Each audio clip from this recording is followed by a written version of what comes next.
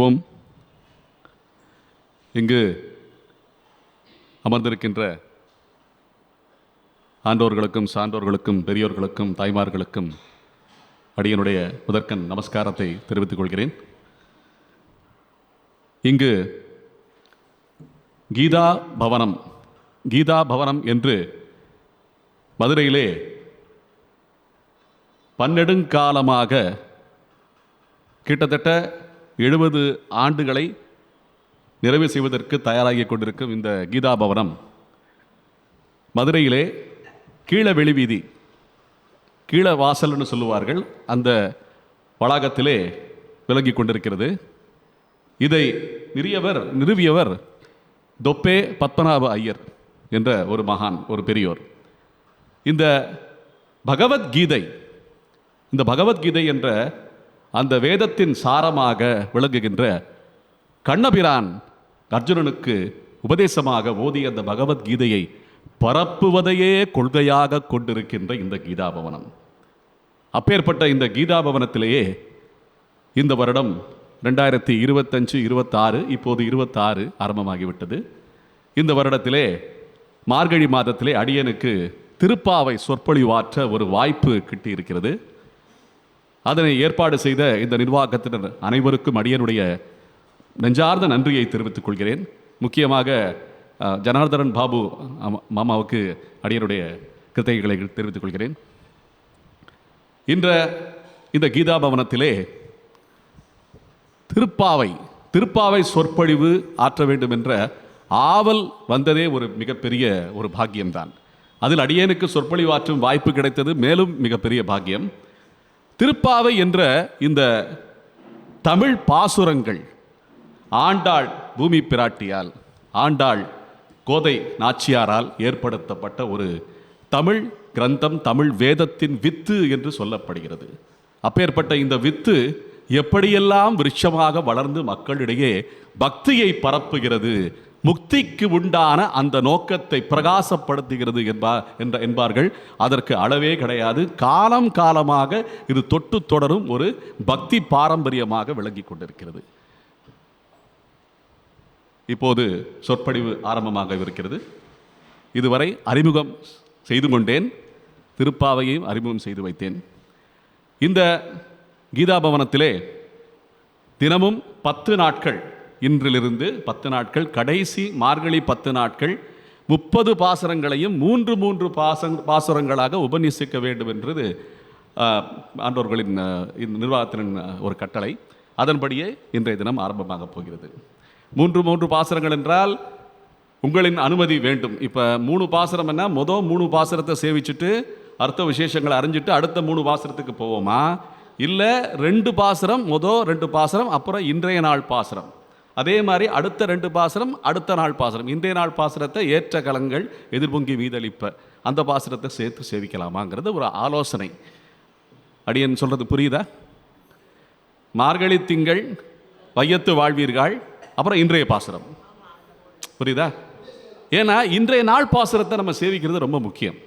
ஆண்டாருடைய அந்த அனுபவம் நமக்கு மிகையாக இருக்கின்றது. அதுபோல பின்ன நம்ம அர்த்தங்களை அனுபவிக்கலாம். என்ன, இது அப்படித்தான் இருக்கணும்னு அவசியம் இல்லை. ஒரு யோசனை, ஒரு சின்ன ஆலோசனை. அடியன் அப்படியே பண்ணிடலாமா? ஓகே. 3 பாசுரம் தான். மொதல் 2 பாசுரம் மார்கழி திங்கள் வையத்து வாழ்வீர்கள், இன்றைய நாள் பாசுரம் ஏற்ற கலங்கள் எதிர்பொங்கி மீதளிப்ப இந்த பாசுரம். புரியுதா? அவங்க பாடுறது எப்படின்னா, நம்ம சமூகம் எதற்கு பேர் போன சமூகம், எதற்கு பேர் பெற்ற சமூகம் சொல்லுங்க? நம்ம சமூகம் எதற்கு பேர் பெற்ற சமூகம்? நம்முடைய சமூகத்தின் பெயரே அதுதான், நெசவுக்கு பேர் பெற்ற சமூகம்.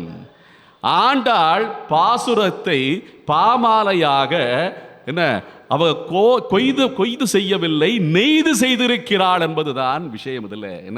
இதுல முன்ன பின்ன அர்த்தங்கள் அற்புதமா இருக்கும். ஒரு பாசுரத்திலிருந்து பின்னாடி போனா இன்னொரு அர்த்தம் வரும், பின்னாடி இருக்கிற பாசுரத்திலிருந்து நடுப்பாசுரம் வந்தா இன்னொரு அர்த்தம் வரும்.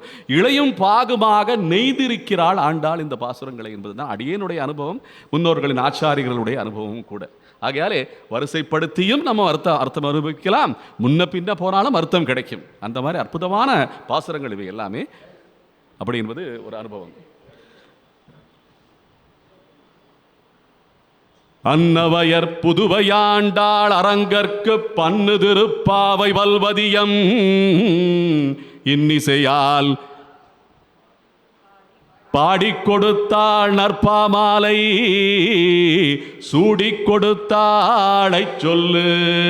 சூடிக் கொடுத்த சுடற்கொடியே தொல்பாவை பாடி அருள வல்ல பல்வளையாய் நாடி நீ வேங்கடவர்க்கு விதிக்கென்ன இம்மாற்றம் நாம் கடவா வண்ணமே நல்கு என்பது ஆண்டாள் பூமி பிராட்டியின் மேல் பாடப்பட்ட தனியன் பாசுரம். இது தனியன் பாசுரம். இப்பேற்பட்ட பாசுரங்கள் ஆச்சாரிய மகனியர்களால் மிக அற்புதமாக அனுபவித்து ஆண்டாளை போற்றி பாடப்பட்ட பாசுரங்கள் இவை எல்லாமே. இந்த பாசுரத்தின் வாயிலாக நாம் ஆண்டாளுடைய திருப்பாவை அதற்குள்ளே பிரவேசமாக போகிறோம் என்பதுதான் உண்மை. இப்போ இந்த பிரவேசம் என்று சொல்றது வேதத்துக்கும் வேதாந்தத்துக்கும் சில வேறுபாடுகள் உண்டன. வேதாந்தத்துக்கும் உபனிஷத்துன்னு சொல்வார்கள். உபனிஷத்திலிருந்து பிறந்தவை இதிகாசங்கள், புராணங்கள் என்று சொல்லி 4 வகையாக அனுபவங்கள் ரிஷிமார்கள் நமக்கு அளித்திருக்கிறார்கள். ரிஷிமார்கள் எல்லாமே பார்த்தீங்கன்னா இன்னைக்கு இருக்கிற மாதிரி வண்டி வாகனங்கள் நெருக்கடியோ இல்லை விமானங்கள் பறக்கிறதோ இந்த மாதிரி விஞ்ஞான வளர்ச்சி இருக்கும் காலத்திலே அவங்கெல்லாம் இல்லை. அவங்கெல்லாம் அமைதியான நகரத்திலே இருந்து கொண்டு நகரத்திலிருந்து வெளியே இருந்து கொண்டு பகவானை அனுபவித்திருக்கிறார்கள் ஞான மார்க்கமாக. அவங்க ஞான திருஷ்டியிலேயே இங்கே இருந்து இந்த 7 உலகங்களையும் அளந்திருக்கிறார்கள் ரிஷிமார்கள். இப்படி சொன்னால் நமக்கு புரியுமா? அதாவது இப்போ இங்கேருந்து நம்ம அமெரிக்காவை பார்க்கணும்னா இந்த மாதிரி ஒரு சின்ன ஜன்னல் வழியாக பார்க்குறோம். இப்போ ஜன்னல்னா நமக்கு பெரிய பெரிய ஜன்னல்கள் வழியாக வெளியில் இருக்கிற சாலைகளையோ இல்லை எதிர்த்த வீடையோ இல்லை பக்கத்து வீடையோ நம்மளால் பெரிய பெரிய ஜன்னல் வழியாக பார்க்க முடியும். இந்த உலகத்துக்கே ஒரு ஜன்னல் எதுன்னா இன்றைக்கி இருக்கிற இந்த ஆண்ட்ராய்டு ஃபோன் தான். இந்த ஃபோன் வழியாக உலகத்தில் இருக்கிற எல்லாத்தையும் பார்க்கலாம். அமெரிக்காவில் இருக்கிற பேரக்குழந்தைகளையும் பேத்திகளையும் இந்த ஜன்னல் வழியாக நம்மளால் பார்க்க முடியுதா? இல்லை, இது மாதிரி ஜன்னல்கள் வழியாலாம் அவங்க பார்க்கல. அவங்க ஞானத்தாலே இந்த உலகையே அளந்திருக்கிறார்கள் என்று போற்றப்படுகிறது. சூரியனுடைய அளவு எத்தனை, சூரியனுக்கு எத்தனை திசையிலே சூரியன் மாறுகிறது, சூரியன் எத்தனை தூரத்தில் இருக்கிறது, சந்திரன் எத்தனை தூரத்தில் இருக்கிறதுன்னு சொல்லி நம்ம யாக்கியவல்யர், ஆரியபட்டர் போன்ற முன்னோர்கள், அதற்கு முன்னால் இருந்த வசிஷ்டர்கள் போன்ற அனைத்து ரிஷிகளுமே அந்த ஞான மார்க்கத்திலே வளர்ந்தவர்கள் எல்லாம் இன்னைக்கு நம்ம நினைச்சு கூட பார்க்க முடியாது. அந்த காலத்தில் தான் வேதம், அதற்கு பிறகு வேதாந்தம் ரிஷிகளுக்கு அவர்களுடைய சிஷ்யர்கள் இடையே நடந்த அந்த வார்த்தைகள், அதை எல்லாமே கேள்வி பதில்கள் எல்லாமே உபனிஷத்துக்களாக வேதாந்தமாக பொழிந்து கொண்டே வந்திருக்கின்றன. இந்த ஆண்டாள் பாசுரங்கள் எப்படி அதற்கு ஒப்பாகும், அதற்கு எப்படி வித்தாகும்ங்கிறது கேள்வி. இன்னைக்கு நம்ம ரஸ்தாவில் பார்க்குறோம். இந்த சிமெண்ட் ரோடுன்னு சொல்லுவாங்க, கேள்விப்பட்டிருக்கீங்களா? பழைய ராம்நாடு ரோடுன்னு சொல்லுவாங்க. அந்த பழைய ராம்நாடு ரோடு ஒரு காலத்தில் ராம்நாடுக்கு போகிற ஒரு ரஸ்தாவாக இருந்திருக்கு. அதுக்கப்புறம் என்ன ஆச்சு? அது பழசாயிருச்சு. அதில் போனால் நெருக்கடி. இப்போ இருக்குது அந்த ரஸ்தா, இல்லைன்னு சொல்லலை, ஆனால் இருக்குது. ஆனால் அது போக்குவரத்துக்கு பெருசாக ஒன்று இது இல்லைன்னு சொல்லி கொஞ்சம் பெரிய ரஸ்தாவாக என்ன பண்ணாங்க, காமராஜர் சாலை, அது புது ராம்நாடு ரோடுன்னு சொன்னாங்க, ராமநாதபுரம் ரோடு சொல்லி. அந்த ரஸ்தாவும் இப்போ பழசாயிருச்சு, அதுவும் நெருக்கடி. நடுவில் ஒரு செவரை கட்டிட்டாங்க. இப்படி போனால் அங்கே ஒரு பேருந்து நின்னா ஃபுல்லாக மறைச்சிருது. அதை தாண்டி போகிறதுக்கு 10 நிமிஷம் ஆகுது. பின்னால் இருக்கிற வண்டியெல்லாம் அப்படியே நின்று வேடிக்கை பார்த்துக்கிட்டு இருக்காங்க. அந்த அளவுக்கு தான் அந்த ரஸ்தா ஆகிப்போச்சு. இப்போ பழைய ராம்நாடு ரோடு அந்த ரஸ்தா பழசாயிருச்சு, அப்புறம் புது ராம்நாடு ரோடு அதுவும் பழசாயிருச்சு. அதை தாண்டி இன்னொரு ரஸ்தா போட்டிருக்காங்க, ஆத்த ஒட்டி சல்லுன்னு வண்டியில் போயிட்டு இருக்கு. அவ்வளோ சௌகரியமாக போயிட்டு இருக்குங்க. இப்படி பைபாஸ் ரோடுக்கு ஒரு பைபாஸ், அந்த பைபாஸுக்கு ஒரு பைபாஸ், இப்படி தான் நிறைய பைபாஸ் ரோடு வந்துட்டு இருக்கு. பார்த்தீங்களா? பழைய ஒரு bypass road, Dindigul bypass road, ஒரு காலத்தில் ஆளரவமே இருக்காதுங்க. நாங்கள் கல்லூரியில் படிக்கும்போது, பள்ளியில் படிக்கும் போதெல்லாம் அந்த பக்கம் 6 மணிக்கு அப்புறம் போயிடாதரா, உன்னை கடத்திட்டு போயிடுவாங்கன்றாங்க. எந்த பையலும் அந்த பக்கம் போக மாட்டான். சைக்கிளில் அந்த எந்த ஒரு ஆளரவமே இருக்காது. அந்த அளவுக்கு ஒதுக்குப்புறமாக இருந்த அந்த திண்டுக்கல் பைபாஸ் ரோடு ஞாபகம் இருக்குல்ல? அப்படின்னு சொல்றதெல்லாம் சரிதானே? ஒரு தனியாக கற்பனையில் சொல்லல என்ன. இப்போ இன்னைக்கு போய் பார்த்தீங்கன்னா அந்த பைபாஸ் ரோடில் இடம் கிடைக்க மாட்டேங்குது, நடக்கிறதுக்கு கூட முடியல. அவ்வளவு கூட்ட ஜனங்கள், நெருக்கடி, வண்டி வாகனங்கள், கடகண்ணிகள். என்ன, தீபாவளி அன்னைக்கு முந்தின நாள் போய் பார்த்தா கடைகளில் உள்ள போக முடியல, அந்த அளவுக்கு கூட்டம். அத்தனை பெரிய பெரிய மால்களும் திருமால்களும் அங்கே இருக்கு. என்ன, எல்லா மால்களும் இங்கே நிறைஞ்சு கிடக்கு. இப்படி ஆகி போச்சு. என்ன, அப்போ ஒவ்வொரு காலகட்டத்திலையும் பார்த்தீங்கன்னா ஒவ்வொன்றும் பழசாகி அதற்குண்டான விளக்கம் நமக்கு விளங்காதபடியாக அடுத்த லெவலுக்கு நம்ம போயிட்டு இருக்கோம். அப்படி இந்த ஆண்டாள் பாசுரம் எப்படின்னா, வேதத்துக்கு பைபாஸா வேதாந்தம் வந்துச்சு. என்ன, வேதம் நமக்கு சரியா விளங்கலைன்னு சொல்லி வேதாந்தம் வந்துச்சு. வேதாந்தமும் சரியா கிரகிக்க முடியலைன்னு சொல்லி இதிகாசம், ஆண்டவனே அவதாரம் எடுத்தா இதிகாசம் வந்துச்சு. இதிகாசமும் நமக்கு சரியா விளங்க முடியலன்னு சொல்லி புராணங்கள் வந்துச்சு. இப்போ இதிகாசம், வேதாந்த, இதிகாச, புராணங்கள் எல்லாமே நமக்கு பிடிபட மாட்டேங்குதுடா. அதற்கு பதிலாக வேற ஏதாவது வேண்டுமே அப்படின்னு பார்த்தா, எந்த காலத்திலையும் எப்போதும் என்ன, எக்காலத்திலும் எந்த சூழ்நிலையும் ஒரு புது பைபாஸ் உருவாகுதுன்னா அதுதான் ஆண்டாளுடைய திருப்பாசுரங்களான இந்த 30 பாசுரங்கள். என்றென்றைக்கும் புதுவை. என்ன, புதுவை ஆண்டாள், புதுவை நாச்சியார் சொல்லும் இந்த பாசுரங்கள் அனைத்துமே புதிதாக அர்த்தங்களை நமக்கு கொடுத்து கொண்டே இருக்கும். இந்த புது பைபாஸ் ரோடு போலே என்பது அடியனுடைய ஒரு சின்ன உதாரணம் இது. என்ன, ஆகையாலே இந்த பாசுரங்கள் வழியாக நாம் எந்த ஒரு வேதத்துக்கும் போகலாம், எந்த ஒரு வேதாந்தத்துக்கும் போகலாம், எந்த ஒரு புராணத்துக்கும் போகலாம். இப்போ எப்படின்னா பைபாஸ் ரோடில் போயிட்டு இருக்கோம். இந்த பைபாஸுக்கு ஒரு என்ன ஆகாச வழிச்சாலை போட்டிருக்காங்க. இப்போ எப்படி ஆகாச ஃப்ளைஓவர். இப்போ நம்ம ரத்தத்துக்கு போகணும்னா கீழ் ரோடு வழியாக போகலாம், ஆகாசத்திலிருந்து பறக்குதுங்க.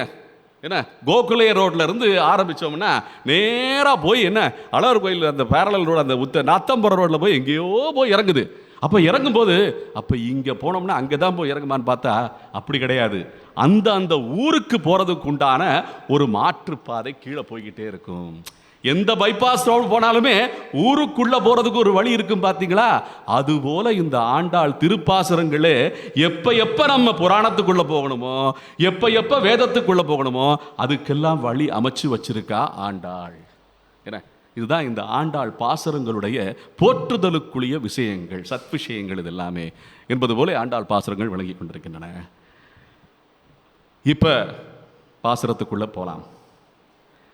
இன்றைய நாள் பாசுரத்தை அனுபவத்துக்கு முன்னால் முதல் 2 பாசுரங்கள், மார்கழி திங்கள் மதி நிறைந்த நன்னாளால் நீராடப் போதுவீர் போதுமினோ நேரிடையீர் சீர்மல்கும் ஆய்ப்பாடி செல்வச் சிறுமீர்காள் கூர்வேல் கொடுந்தொழிலன் நந்தகோபன் குமரன் ஏறார்ந்த கண்ணி யசோத இளம் சிங்கம் கார்மேனி செங்கண் கதிர்மதியம் போல் முகத்தான் நாராயணனே நமக்கே வரை தருவான் பாரோர் புகழ படிந்து ஏலோரம்பாவாய். இந்த பாசுரம் அநேகமான மக்கள் கேட்டிருப்பீங்க, பாடியிருப்பீங்க, ரசிச்சுக்கிட்டு இருப்பீங்க. இந்த பாசுரத்தில் ஆண்டாள் ஒரு முத்திரையை வைக்கிறா. என்ன முத்திரை அப்படின்னு பார்த்தா, எந்த ஒரு ஆழ்வாரும் எந்த ஒரு ஆச்சாரியரும் மாதத்தை பற்றி பெரிதாக பேசவில்லை. நீங்கள் ஆழ்வார்கள் பாசுரங்கள்லாம் கேட்டிருக்கீங்களா? உயர்வர உயர்நலம் உடையவன் எவனவன் மயர்வர மதிநலம் அருளினன் எவ்வளவன் அப்படின்னு சொல்லி நம்மாழ்வார் பாசுரம் பாசுரம் தொட்டு எந்த பாசுரமான எடுத்துக்கங்க, என்ன எந்த பாசுரமான எடுத்துக்கங்க, மாதத்தின் பெயர் இருக்கிறதா என்று ஆராய்ந்து பார்த்தால் கொஞ்சம் அடியனுக்கு பொறுத்த வரைக்கும் அப்படியெல்லாம் எதுவுமே இல்லை. என்ன, மாதத்தின் பெயர் ஆண்டாள் தமிழுடைய அந்த கலாச்சாரத்தை இதிலே சொல்லி இருக்கிறாள். எது, மார்கழி திங்கள்னு ஆரம்பிக்கிறார். இந்த மார்கழி மாதம்ங்கிறது அவ்வளோ விசேஷமான மாதங்க. எதுக்குன்னா தேவர்களின் உஷத்காலம்னு சொல்லுவாங்க, தேவர்களின் அதிகாலை வேளை, இதான் மார்கழி மாதம். ஏன் அப்படி சொல்லணும்னா, நமக்கு பாரத தேசத்துக்கு மட்டும்தான் அது பொருந்தும். எப்படி, இந்த பாரத தேசத்துக்கு மட்டும்தான் 12 மணி நேரம் உதய காலம், என்ன வெளிச்சம் இருக்கிற காலம், 12 மணி நேரம் இருட்டு காலம். ஏன்னா இங்கே தான் உத்தராயணம் தட்சிணாயணம். இந்த கால தேச இந்த ஒற்றுமை பாரத தேசத்துக்கு மட்டும்தான் இது பொருந்தும். இது அமெரிக்காவோ ஆஸ்திரேலியாவுக்கோ ஆப்பிரிக்காவுக்கோ பொருந்தாது. சரிதானே? இது பூலோக இயல்பு. இது பூலோக இயல்பு. அப்படி இருக்கும்போது இந்த மார்கழி மாதம் நமக்கு முதல் மாதம்னு நம்ம சொல்லிக்கிறதுக்கு உண்டான தத்துவார்த்த விஷயங்கள் நிறைய இருக்கு. ஆனால் எதுக்கு இந்த மார்கழி மாதம் முதல் மாதம்னு சொல்லணும்? தை மாதம் தானங்க முதல் மாதம். ஏன் தைக்கு அப்புறம் வர்ற சித்திரை மாதம் தானே முதல் மாதம்னு சொல்லணும்? நம்ம அது 2 விதமாக நாம் இந்த காலத்தை நாம் பிரித்து வைத்திருக்கிறோம். ஒன்று சாந்திரமானம், சந்திரனை பொறுத்து, இன்னொன்று சௌரமானம். சூரியனுடைய ராசி சஞ்சாரத்தை பார்த்தால் சித்திரை ராசி முதல் ராசி மேஷ ராசி, அதனால அது சித்திரை மாதம் முதல் மாதம். அப்போ 10 மணி போல பிரகாசமா இருக்கும் இந்த உலகம். என்ன அந்த அந்த வெளிச்சம் பார்த்தீங்கன்னா பிரகாசமா, சூரிய வெளிச்சம் அந்த காலத்தில் பார்த்தீங்கன்னா 12 மணி நேரம் தாண்டி போகும். ஏன் இப்பவே ஆரம்பிச்சிருச்சு. இன்றைக்கே பார்த்தீங்கன்னா 12 மணி நேரத்தை விட கூட சூரியனுடைய அந்த ஒளி இருக்குது நமக்கு. ஏன்னா இப்போ இருந்து ஆரம்பிச்சிருச்சு. ஏன்னா உத்தராயண காலம் தை மாதம் வரதுக்கு முன்னாடியே மார்கழி மாதத்தில் ஆரம்பிச்சிருச்சு. அப்பேற்பட்ட இந்த மார்கழி மாதம் முதல் மாதம்னு நம்ம வச்சுக்கலாம். ஏன் அப்படின்னா இது கேசவ மாதம் என்று சொல்லப்படுகிறது. பகவானுடைய 12 நாமங்களிலே கேசவ, நாராயண, மாதவ, கோவிந்த, விஷ்ணு, மதுசூதன, திரிவிக்ரம, வாமன, ஸ்ரீதர, ரிஷிகேச, பத்மநாப, தாமோதர என்று சொல்லுவார்கள். 12 நாமம் என்ன எல்லாருக்குமே தெரிஞ்சிருக்கும். அந்த 12 நாமங்களிலே மாதத்திலே நான் மார்கழியாக இருக்கிறேன். மாசானாம் அகம் மார்கசீருஷோகம்னு சொல்லியிருக்கான் கண்ணன். என்ன கரெக்டு தானே? சரியாக தானே சொல்லியிருக்கேன்? ஆமாம். அப்போ நான் மாதத்திலே மார்கழியாக இருக்கிறேன்னா போடு, அந்த மாதம் தான் முதல் மாதம். கேசவ பேர் வச்சுட்டாங்க. என்ன இப்போ நாம் தத்துவார்த்தமாக கால நிர்ணயப்படி இந்த மாதத்தை உதய காலத்துக்கு முன்னால் இருக்கிற அந்த பிரம்ம முகூர்த்தமாக நாம் வச்சுருக்கோம். சரிதானே? இதை எப்படிங்க அமெரிக்காக்காரங்க முதல் மாதமாக வச்சாங்க? அப்படின்னு சொல்கிறது புரியுதா? எப்பங்க இங்கிலீஷ் மாதம் 26 பிறந்தது? எப்போ பிறந்துச்சு? மார்கழி மாசத்தில் பிறந்தது. மார்கழி திங்கள் மதி நிறைந்த நன்னாளால் நீராட போதுவீர் போதுமினோ நேரிடையீர். புரியுதா? இந்த மதி நமக்கு நிறைய வேண்டும். நம்மளை பார்த்து அவன் காப்பி அடிச்சிருக்கான். அவனுக்கு அது பிரம்ம முகூர்த்தமும் கிடையாது, வெளிச்சமும் அவ்வளவா தெரியல எனக்கு. என்ன ஆனால் நம்மளை பார்த்து அப்படியே அடிச்சான், காப்பி அடிச்சிருக்கான். பிடிச்சிட்டோமா? நம்ம இந்த காலத்தை வென்றவர்கள் நாம் எல்லாமே. காலத்தை வெல்ல வைக்கிறவள் ஆண்டாள் பூமி பிராட்டி. அதான் மார்கழி திங்கள் மதி நிறைந்த நன்னாளால் நீராட போதுவீர் போதுமினோ நேரிடையீர். இப்போ இந்த மார்கழி மாதத்தினுடைய சிறப்பு அடியேன் சற்று சொன்னேன். இதில் என்ன விசேஷம்னா, மதி நிறைந்த நன்னாள்னு சொல்லும்போது ஆண்டாள் தாயார் பௌர்ணமி அன்னைக்கு பாடியிருக்காங்கிறது ஒரு அர்த்தம் இருக்குது. இந்த பௌர்ணமிங்கிறது சில மாதங்களில் சில காலங்களில் மார்கழி 1ஆம் தேதியே வந்துருமா. ஒருவேளை அந்த மார்கழி 1ஆம் தேதி வருகிற பௌர்ணமியை எடுத்துக்கொண்டு மதி நிறைந்த நன்னாள்னு ஆண்டாள் பாடியிருக்கலாம் என்றது ஒரு ஆச்சாரிய விளக்கம். இது என்ன ஆச்சரியமான விளக்கம் கூட சொல்லலாம். ஆகையால் இப்படியும் நம்ம எடுத்துக்கொள்ளலாம். மார்கழி திங்கள் மதி நிறைந்த நன்னாளால் நீராட போதுவீர் போதுமினோ நேரிடையீர் அப்படின்னு சொன்னால் நீராட்டலுக்குண்டான அந்த அர்த்த விசேஷத்தை ஆண்டாள் போற்றுகிறாள். இதில் நீராட்டல்லாம் எப்படிங்க? நம்ம தனித்தனியாக குளியறையில் நம்ம குளிக்கிறோம், அந்த மாதிரி நீராடுறோம். இல்லை ஆசைக்கு ஏதாவது தூரத்தில் இருக்கிற ஒரு தோப்பில் போய் என்ன நல்லா குளிச்சுட்டு என்ன நல்ல சாதம் எல்லாம் சாப்பிட்டு எடுத்துகிட்டு போய் சோத்தெல்லாம் கட்டிக்கிட்டு என்ன அங்கே போய் சாப்பிட்டு வரலான்னு சொல்லி ஒரு பிக்னிக்கு மாதிரி தூரம் போய் அங்கே போய் குளிக்கிறோம். என்ன இந்த குளியலெல்லாம் ஆண்டாள் சொல்லலை. ஆண்டாள் என்ன சொல்கிறான்னா, நல்ல புண்ணிய நதிகளிலே, நல்ல புண்ணிய தீர்த்தங்களிலே, என்ன அங்கே புண்ணிய நதிகள் புண்ணிய தீர்த்தங்கள் எதுன்னா, எங்கெல்லாம் மகான்கள் எல்லாம் நீராடி இருக்கிறார்களோ, எங்கெல்லாம் பாகவதர்கள் உத்தம பாகவதர்கள் எல்லாம் தீர்த்தாமாடி இருக்கிறார்களோ, அப்பேற்பட்ட தீர்த்த கட்டங்கள்னு சொல்லுவாங்க, படித்துறைகள்னு சொல்லுவாங்க. அந்த படித்துறையை தான் ஆண்டாள் இங்கே சொல்கிறான். என்ன அங்கே தூய பெருநீர் யமுனையில் இருக்க படித்துறையை ஆண்டாள் இங்கே குறிப்பிடுறார். ஆண்டாள் பாசுரங்கள் எப்படி அமைந்திருக்கின்றதுனால், கோகுலத்திலே என்ன கோகுலத்திலே காத்தியாயினி விரதம் இருந்த அந்த கோகுல பெண்கள் ஒரு பாவையை செய்து அங்கே இருக்கிற யமுனை கரையில் போய் ஒரு மரத்தடியிலையோ குளக்கரையிலையோ இருந்து அந்த பாவையை வைத்து வணங்கி பிரார்த்தித்து அவர்களுக்கெல்லாம் நல்ல கண்ணரை போல ஒரு கணவன் அமைய வேண்டும், ஒரு வரன் அவர்களுக்கு வேண்டும். வரன் பார்க்கிறார்கள் சொல்லுவாங்க. முக்கியமாக இந்த வரன் பார்க்குறேன்னு சொல்லி பெண் வீட்டுக்காரங்க சொல்லலாம், ஆண் வீட்டுக்காரங்க வரன் பார்க்குறேன்னு சொல்லக்கூடாது. ஆண் வீட்டுக்காரங்க என்ன சொல்லணும் தெரியுமா? வது பார்க்கிறேன்னு சொல்லணும். வரன்னா பையன், வதுன்னா பெண். ஒரு வதுவுக்கும் பையனுக்கும் தான் கல்யாணம் நடக்குது. ஆகையாலே வார்த்தையிலே பார்த்தீங்கன்னா வரன் பார்க்குறேன்னு சொல்லி ஆண் வீட்டுக்காரங்க சொல்ல ஆரம்பிச்சிட்டாங்க. இன்றைக்கி வரன் பார்க்குறேன், பையனுக்கு வது பார்க்குறேன்னு சொல்லணும். ஆகையாலே இது போல நல்ல வரன்கள் அமைய வேண்டும் சொல்லி பிரார்த்தித்து கொண்டு அந்த கரைக்கு போய் பாவை நோன்பு இருந்திருக்கிறார்கள் கோகுலத்திலே. அவர்கள் செய்தது உண்மையிலேயே கண்ணன் வாழ்ந்த காலம். அதற்கு பேர் என்ன சொல்லுவாங்கன்னா அனுஷ்டானம் என்று சொல்லுவாங்க. அனுஷ்டானம்னா உண்மையிலேயே செய்த காரியம்.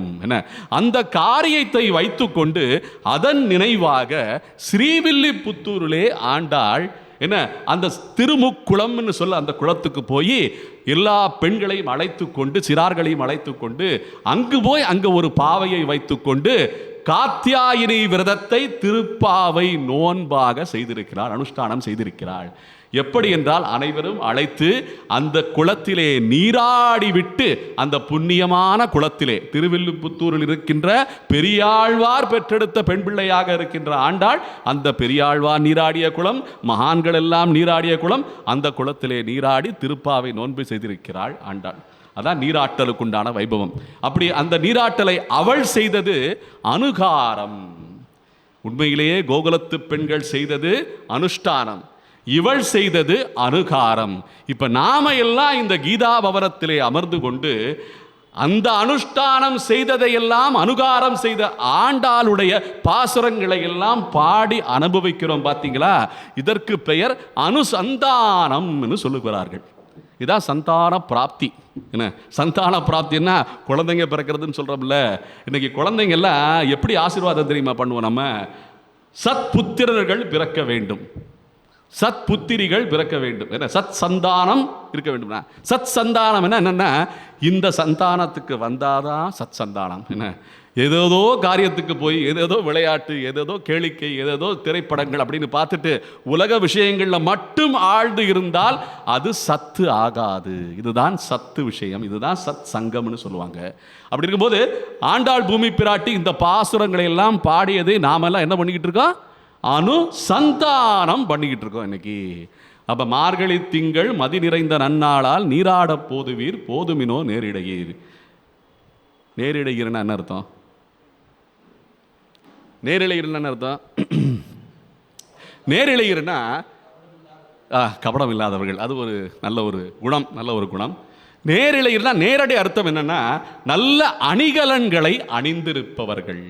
என்ன நல்ல நல்ல காலத்தோடு எல்லாமே நல்ல நல்ல ஒரு கொலுசு, இந்த மாதிரிலாம் பெண்களை பார்க்குறதுக்கே, கொலுசோடு பார்க்குறதுக்கே அபூர்வமாக இருக்குது. எதுக்கு நிறைய பெண்கள் கொலுசே போட மாட்டேங்கிறாங்கன்னா சத்தம் கேட்டால் நம்ம வேற மாதிரி பார்த்துருவாங்களோன்னு சொல்லி. உண்மையிலே சொல்ல போனோம்னா கொலுசு சத்தம் வீட்டில் கேட்டால் மங்களம்னு சொல்லுவாங்க.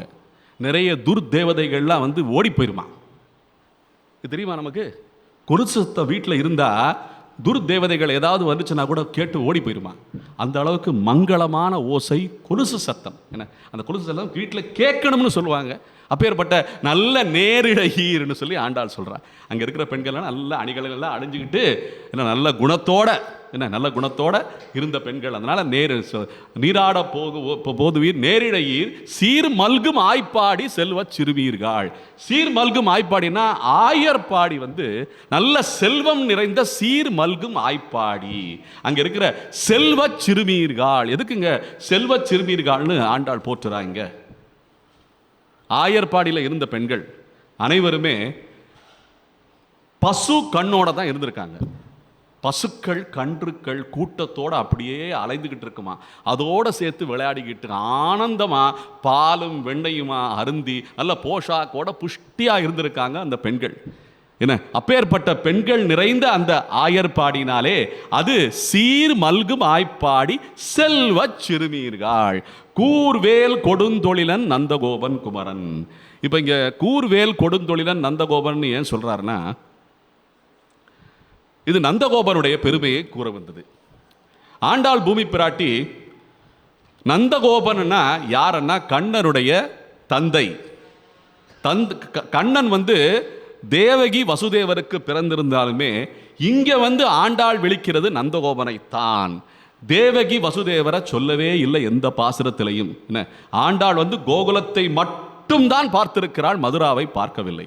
ஏன்னா மதுராவில் இருக்கிற கண்ணன், மதுராவிலிருந்து வந்த கண்ணன் கம்சனுக்கு தெரிஞ்சிடக்கூடாது என்ற ஒரு ஆவலிலே கண்ணனுடைய பேரை எங்கேயுமே குறிப்பாக காமிக்கவே இல்லை, அடையாளப்படுத்தி தான் சொல்லியிருப்பா. அதனால நந்தகோபன் குமரன் ஏறார்ந்த கண்ணி யசோதை இளம் சிங்கம். ஏறார்ந்த கண்ணின்னா நல்ல கண்ணு விசாலமாக இருக்குமா, மை தீட்டிய கண்களை, விசாலமான கண்களை, விசாலாட்சியாக இருக்கின்ற என்ன மைத்தடம் கண்ணின்னு சொல்வது போல அந்த அளவுக்கு அழகான கண்களை உடைய ஏறார்ந்த கண்ணி யசோதை இளம் சிங்கம். இப்போதான் சொல்கிறாய் கண்ணனை, சிங்கம் இளம் சிங்கம், இவன் தான் கண்ணன். இது வரைக்கும் கண்ணனை சொல்லவே இல்லை, இப்போதான் இளம் சிங்கம்னு சொல்லி டைட்டில் போடுறா ஆண்டாள். என்ன, இது திருப்பாவை டைட்டில் சாங். என்ன சொல்கிறாங்கன்னா, இன்றைக்கி தான் நிறைய பேர் அம்மா அப்பாவுக்கு எல்லாமே நம்மெல்லாம் பெருசாக ஒன்று பேர் அப்பாவை பேர் மட்டும்தான்ப்பா வைக்கிறாங்க, அம்மா பேரை இனிஷியலாக வைக்கிறதே இல்லை. அப்படி தானே நிறைய பேர் நம்ம சொல்கிறாங்க. என்ன, அப்படிலாம் புராணத்தில் கிடையாது.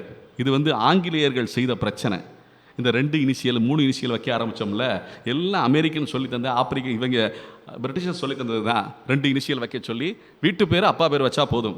முன்னெல்லாம் அப்படி கிடையாதுங்க.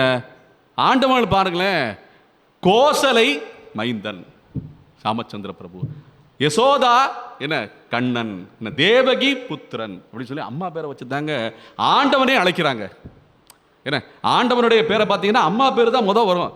தசரத ஆத்மஜன் சொல்லி ராமனை சொல்லலாம், தாசரதின்னு சொல்லலாம். என்ன, அப்புறம் வசுதேவ புதல்வனாலே வாசுதேவன் சொல்லலாம். இருந்தாலும் அம்மாவளையும் விட்டுறதில்லை. அப்போ ஆண்டாள் என்ன பண்ணியிருக்கா, அம்மா அப்பா 2 பேரையும் இனிஷியலாக வச்சு என்ன அந்த அந்த அந்த அங்கே இருக்கிற நந்தகோபனையும் சொல்லி நந்தகோபன் குமரன் ஏறார்ந்த கண்ணி யசோதை இளம் சிங்கம்னு சொல்லி அம்மா அப்பா வேற இனிஷியலாக வச்சிருக்கா. புரட்சியாளி புரட்சிக்காரி ஆண்டாள் தான். இப்போ என்ன, அம்மா அப்பா பேரை சேர்த்து இனிஷியலாக வச்சிருக்கா. அப்பேற்பட்ட இந்த இனிஷியல் சொல்கிற பாசனம் இது எல்லாமே. ஏறார்ந்த கண்ணி யசோதை இளம் சிங்கம், கார்மேனி செங்கண் கதிர்மதியம் போல் முகத்தான்னு சொல்லி கண்ணனுக்குண்டான வர்ணனை. கார்மேனி செங்கண்ணா கண்ணு சிவப்பாக இருந்தால் அழகாக இருக்குமான்னு நம்ம யோசிப்போம். ஆனால் ஆண்டவனுடைய கண்கள் சிவந்த கண்கள், எப்போவுமே ரத்த ஓட்டம் நல்லா இருக்குமா. இப்போ நம்ம நிறைய பேருக்கு 6 வயசு 7 வயசுலே கண்ணாடி போட்டுருவானுங்க, பார்த்துருக்கோம்ல. எதுக்கு கண்ணாடி போடுறாங்கன்னே தெரியல. கண்ணாடி எதுக்கு தெரியுமா போடணும், எப்போ கண்ணில் இருக்கிற நரம்புகள் பலவீனமாகுதோ அப்போ கண் பார்வை குறையும். இது பொதுவான விஷயம், டாக்டரால் கூட்டல ஒன்றும் அவசியம் கிடையாது. இது பொதுவான விஷயம். என்ன, கண் பார்வை எப்போ பலவீனம் கம்மியாகுதுன்னா, உடலில் எந்த பாகத்திலையும் ரத்த ஓட்டம் சீறி பாயலை, சீராக இல்லைனாலே அந்த பாகம் கொஞ்சம் பிரச்சனையான்னு அர்த்தம். அப்படி இருக்கும்போது கண் பார்வை எதுக்கு குறையுதுன்னா, நிறைய இது போல் எலக்ட்ரானிக் விஷயங்களில் சுற்றி வச்சுக்கிட்டு நம்ம வாழ்ந்தோம்னா நம்மளை கண்ணு போகத்தான் செய்யும். இப்போ கொஞ்ச நேரம் இந்த டியூப்லைட் இருக்குல்ல, நீளமாக எழுதிக்கிட்டு இருக்குல்ல, இதே பார்த்துக்கிட்டு இருங்க, ஒரு 2 நிமிஷம் பாருங்கள், கண் அப்படியே மங்கலாக தெரியும். இதே இங்கே இருக்கிற விளக்கு பார்த்தீங்களா, இதை 1 மணி நேரம் பாருங்கள். ஏன்னா இதில் இருக்கிற நமக்கு கிடைக்கிற அந்த ஒளி இருக்குல்ல, அந்த ஒளி கண்ணுக்கு ஆரோக்கியத்தை கொடுக்கும். அந்த ஒளி கண்ணில் இருக்கிற ஆரோக்கியத்தை எடுத்துரும். இதுதான் இயற்கை. இப்போ நம்ம எலக்ட்ரானிக் டிவைஸ் எல்லாம் சுற்றி வச்சுக்கிட்டு என்ன நம்ம வாழ்ந்தோம்னா கண்ணு கொஞ்சம் மங்கலாகத்தான் செய்யும். அப்படி குழந்தைகள்லாம் இப்போ நிறைய அதில் போய் தோய்ந்து கிடக்கிறாங்க. இதை வச்சுக்கிட்டே 2 வயசு பொண்ணு இதை பார்த்துக்கிட்டே தான் சோறு உள்ள போகுது. என்ன, 1 வயசு பொண்ணு 2 வயசு பொண்ணு ஏன்னா நம்ம செய்கிற குறைப்பு சட்டை தான் அதுவும் செய்யும். அப்பா அம்மாக்கள் நம்ம என்ன பண்ணிக்கிட்டு இருக்கோம், இதுலேயே நோண்டிக்கிட்டு இருக்கோம், அதுவும் இதிலேயே நோண்ட பார்க்குது. என்ன, நம்ம செய்கிறது அதுவும் செய்யும், தொற்று இது தொற்று. அதுபோல் இதெல்லாம் பார்க்கும்போது அப்போ என்ன செய்யணும், இதுக்கு மாற்று வழி என்ன அப்படின்னு பார்த்தா, நல்ல நல்ல வெயிலில் விளையாட விடணுங்க. சூரிய வெளிச்சம் என்ன 8 மணிலேருந்து படுது பார்த்தீங்களா, அந்த சூரிய வெளிச்சம் எப்படி இந்த சோலாரில் நமக்கு நிறைய எந்திரங்கள்லாம் இயங்கிக்கிட்டு இருக்கு பார்த்தீங்களா. இன்றைக்கி பார்த்தீங்கன்னா சோலார் தான் இந்தியாவுக்கு மிகப்பெரிய ஆதாரமாக இருக்க போகுது. இப்போவே ஆயிடுச்சு. இப்போ வண்டிகள்லாம் எலக்ட்ரானிக் ஆகிட்டே இருக்குது. கொஞ்ச நாளில் சோலார் வந்துடும். வண்டிகளுடைய மேற்கூரை இருக்குல்ல, அது அங்கே போய் ஒரு தட்டை போட்டு சூரிய வெளிச்சலேருந்து அந்த ஆற்றல் எல்லாம் எடுத்து அந்த ஆற்றல் சீறி பாயும் நம்முடைய வாகனங்களில் வரப்போகுது இப்போல்லாம். அதான் இப்போ இனிமே என்ன ஆகையால் அந்த மாதிரி சோலார் எனர்ஜி இந்த சூரிய வெளிச்சம் இருக்குல்ல, அது நம்ம உடம்புல பட கண்களெல்லாம் பிரகாசமாகும். ஏறார்ந்த கண்ணி நம்மளும் ஆயிடுவோம். சூரிய சந்திரனை போலே கண்களை உடைய கண்ணனை போலே நம்மளும் கண்ணு நல்லா வச்சுக்கலாம்ங்கிறது ஒரு செய்தி என்ன. ஆகையாலே இந்த பாசுரத்திலே ஏறார்ந்த கண்ணி யசோதை இளம் சிங்கம் கார்மேனி செங்கண் என்ன சொல்றோம்னா ரத்தம் நல்லா பாயிர கண்ணு நல்லா இருக்குன்னு அர்த்தம். அதான் உண்மையான அர்த்தம். அதான் சிவப்பா இருக்கிற கண்ணில் நல்ல கண்ணில் ரத்தம் பாஞ்சு நல்ல வெளிச்சம்லாம் நல்லா தெரியுது, பிரகாசமான கண். கார்மேனி செங்கண் கதிர் மதியம் போல் முகத்தான் நாராயணனே அப்படின்னு சொல்லி, யாரு நாராயணன் தான் அவன் அப்படின்னு சொல்லி ஒரு முத்திரை வைக்கிறான் ஆண்டாள். அப்படி இருக்கு பாருங்க.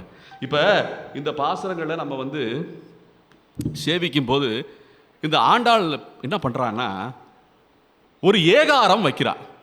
என்ன இதுல என்ன ஏகார சீமாட்டி ஆண்டாள்னு சொல்லுவாங்க. என்ன ஏகாரம் வைக்கிறான்னா கண்ணனுடைய பகவத்கீதையில, இது கீதா பவனம்னால பகவத்கீதையை பற்றி சொல்லித்தான் ஆகணும். கண்ணன் பகவத்கீதையில் என்ன சொல்றான், கடைசி சுலோகமா என்ன சொன்னது சர்வதர்மான் பரித்யஜ மாமேகம் சரணம் பிரஜ அகம் துவா சர்வபாபியப்பியோ மோக்ஷயிஸ்யாமி மா சுச்சஹா, கவலைப்படாதே. என்ன என்னை மட்டுமே சரணாக பற்று, நாராயணனே பறை தருவான்னு சொல்லி ஆண்டாள் அதே ஏகாரத்தில் இங்கே விழிக்கிற ஆண்டாள். எப்படி இருக்கும் பாருங்க. என்ன இது பகவத்கீதையை அனுபவிச்சவங்களுக்கு புரியும். இது என்ன அந்த அளவுக்கு ஒரு பகவத்கீதையில் இருக்கிற அந்த ஒரு ஸ்லோகத்தை அப்படியே ஒரு ஏகாரத்தில் ஆண்டாள் முடிச்சிட்டான் இந்த பாசுரத்தில். மாமேகம் சரணம் பிரஜ நாராயணனே பறை தருவான் அப்படின்னு என்ன அர்த்தம்? நம்ம போய் நவகிரகத்தை சுத்த தேவையில்லை, இந்த கோயில் அந்த கோயில்னு சொல்லி பரிகாரத்துக்கு இங்கே அங்கே ஓட தேவையில்லை, எவ்வளவு வேலைகள் மிச்சம்னு சொல்லி ஆண்டாள் இங்கே நம்ம பொருத்தி காட்டுறான். என்ன நித்திய கர்மானுஷ்டானம் நைமித்திக கர்மானுஷ்டானம் இதெல்லாம் சரியாக செஞ்சுக்கிட்டே வந்தால் பரிகாரங்கள் செய்ய தேவையில்லைங்கிறது போல இந்த ஆண்டாள் பாசுரத்தில் இந்த ஆண்டாள் இந்த நாராயணனே நமக்கே பறை தருவார்னு சொல்லி இந்த பாசுரத்தை முடிக்கிறார். இந்த பாசுரத்துடைய விளக்கத்தில் நம்ம இன்னைக்கு அனுபவிச்சது தமிழ் பாசுரம் எப்படி இருக்குன்னு சொல்லி, இதில் இந்த சமூகமும்னு சொல்லி தலைப்பை வச்சுருக்கோம். என்ன இப்போ இந்த பாசுரங்கள் படிக்கும்போது இன்றைக்கி இருக்கிற சமூக நிலைமையும் நம்ம பார்க்கணும். இப்போ நம்ம குளத்துக்கரையில் போய் குளிக்க முடியுதா மதுரையில்? இது எப்படி வரும்னா இன்றைக்கி சமூகம் எப்படி மாறி இருக்குன்னு சொல்லி மறுபடியும் நம்ம மாற்றணுங்கிற அந்த ஆவல் பிறக்க வேண்டும் என்பதற்காக சமூகமுங்கிற ஒரு தலைப்பை சேர்த்து வச்சுருக்கேன். தப்பாக நினைக்காதீங்க. என்ன இதில் என்ன வருதுன்னா நம்ம இன்றைக்கி குளத்துக்கரைக்கு போக முடியலை, ஏன்னா ஆற்றங்கரைக்கு படித்துறைக்கு போக முடியல. படித்துறைகள் எல்லாமே என்ன ஆயிடுச்சுன்னா குடித்துறைகள் ஆயிடுச்சு. என்ன 2 வகையாக குடித்துறைன்னு வச்சுக்கலாம், நீங்கள் எப்படின்னா வச்சுக்கோங்க, சரியா? அப்படின்னு சொல்லி நிறைய மாற்றங்கள் ஆகிப்போச்சு. இப்போ இதை மீட்டெடுக்கணும்னா என்ன பண்ணணும்? நமக்கு கொஞ்சம் நம்மளை கிள்ளிக்கணும். நமக்கு இந்த போராட்டம்ங்கிற குணமே இல்லாமல் போயிடுச்சு. எதையெல்லாம் மீட்டெடுக்கணும்னு நமக்கு தெரியணும். இல்லை நம்ம போய் தினம் போய் குளத்தில் போய் குளிக்க ஆரம்பித்தா அங்கே இருக்கிற மக்கள் குளிக்க வர்றாங்கப்பா, இந்த இடத்த நம்ம மாற்றணும்னு சொல்லி ஒரு யோசனை ஓடுமா இல்லையா? நம்ம போய் படித்துறையில் போய் ஓபலா படித்துறையில் போய் இறங்கி என்ன இந்த ஐப்பசி மாதத்தில் துலாஸ்நானம்னு சொல்லுவாங்க ஒன்று. என்ன காவேரி அம்மா அப்படின்னு சொல்லுவாங்க. என்ன அந்த காவேரியில் ஸ்ரீரங்கத்தில் போய் ஓடுற காவேரியில் நீராடுற அந்த வைபவமாக இங்கேயே ஆத்தங்கரையில் போய் நம்ம எல்லாம் பெரியவர்களெல்லாம் குளிச்சிருக்காங்கன்னு சொல்லுவாங்க. அடியனுக்கு ஆசை தான், ஆனால் எங்கே படித்துறையில் குளிக்க முடியுது? என்ன இல்லை வித்தியாசமாக போயிட்டுருக்குங்க, எல்லாம் வேறு மாதிரி போயிட்டுருக்கு இன்றைக்கி நிலைமை. இதான் இன்றைக்கி இருக்கிற சமூகம். இன்றைக்கி இந்த சமூகம் மாற்றம் தேவைன்னு எதுலேருந்து தெரிஞ்சுக்கலாம்னா ஆண்டாள் பாசுரத்திலிருந்து நம்ம தெரிஞ்சுக்கலாம். இதற்குண்டான மாற்றத்துக்குண்டான ஏற்பாடெல்லாம் பண்ணணுமா இல்லையா? ஆகையாலே இந்த மாற்றம் இந்த சமூகத்துக்கு தேவை என்பது போல இந்த பாசுரத்திலிருந்து சமூக விளக்கமாக நாம் தெரிந்து கொள்ளலாம். அடியன் உடைய வியாபாரம் தீர்த்தம் ஆர்ஓ பியூரிஃபையர். இந்த தீர்த்தம் என்ற பேர் வச்சதுக்கு காரணமே இதுபோல் இந்த நீராற்றல் வைபவத்தை எல்லாம் மக்கள் தெரிஞ்சுக்கணும். தூய பெருநீர் யமுனை அப்படின்னு சொல்கிறது போல இந்த தூய பெருநீர் பற்றியெல்லாம் நம்ம தெரிஞ்சுக்கணுங்கிறதுனால தான் பேரே வச்சுருக்கேன். அதனால் அதுக்குண்டான வைபவங்களை அடியேன் கொஞ்சம் அழுத்தம் திருத்தமாக சொல்லிக்கிறேன். இப்போ பாரோர் புகழ படிந்தேலோர் எம்பாவாய் அப்படின்னு சொல்லி ஆண்டாள் முடிக்கிறார். இது தொடர்ச்சியில் இன்னொரு பாரோர் வரும் சொல்கிறேன். இப்போ நாராயணனே நமக்கே பறை தருவான் பாரோர் புகழ படிந்தேலோர் எம்பாவாயின்னு சொல்லி ஆண்டாள் முடிக்கும்போது இப்போ நாராயணனை பற்றி பேசினா பாரோர்கள் எல்லாம் நமக்கு புகழ்கிற அளவுக்கு மக்கள் ஆவலாக இருக்காங்களா என்ன? அடியேன் கேள்வி கேட்குறேன். இப்போ நாராயணன் சொல்லி நம்ம வெளியில் போனால் நாராயணனை என்ன பேரையே மாற்றிட்டாங்க. அடியேன் ஒரு தடவை மைதானத்துக்கெல்லாம் போகிற பழக்கம் இருக்குது. என்ன, ஒரு 2-3 பசங்க விளையாடிட்டு இருந்தாங்க. விளையாடிட்டு இருக்கும்போது ஒரு பையன் ஏய் ஊத்தப்பல்லு நாராயணா அப்படின்னு கத்துறான். இல்லை, நாராயணன்னு சொன்னால் நரகமே சொர்க்கமாகும்னு சொல்லியிருக்காங்க ஆழ்வார்கள். அந்த பையனுக்கு அவன் சிநேகிதன் கொஞ்சம் ஊத்தப்பல்லாக இருந்திருக்கு போல. அவன் விழிக்கும் போதே அவனுக்கு அப்பா அம்மா பேர் அது புனிதமான பேர் நாராயணன் வச்சுருக்காங்க. இவன் விழிக்கிறான், ஏய் ஊத்தப்பல்லு நாராயணா இங்கே வாடா அப்படின்னு கேட்குறான். என்ன, அவனுக்கு அந்த நாராயண மகிமை தெரியல.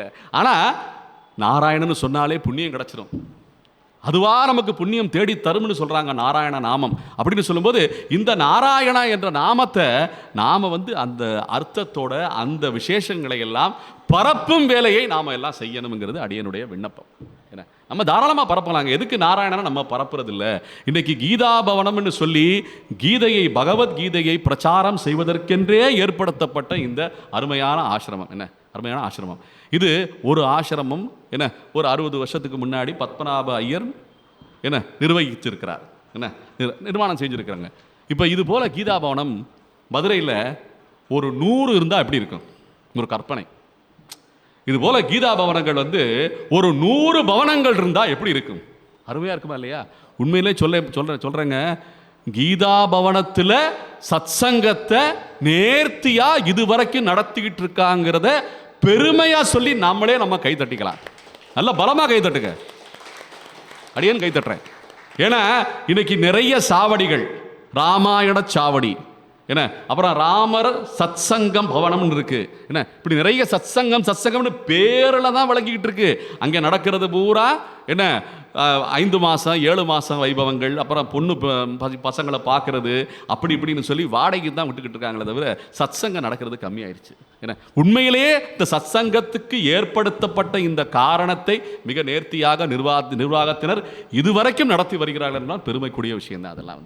ஆகையாலே இந்த நாராயணனை பரப்புவதை சொல்லி ஆண்டாள் இந்த பாசுரத்தை நிறைவு செய்கிறாள். பாரோர் புகழ படிந்தேலோர் எம்பாவா என்று சொல்லி ஆண்டாள் நிறைவு செய்கிறார்.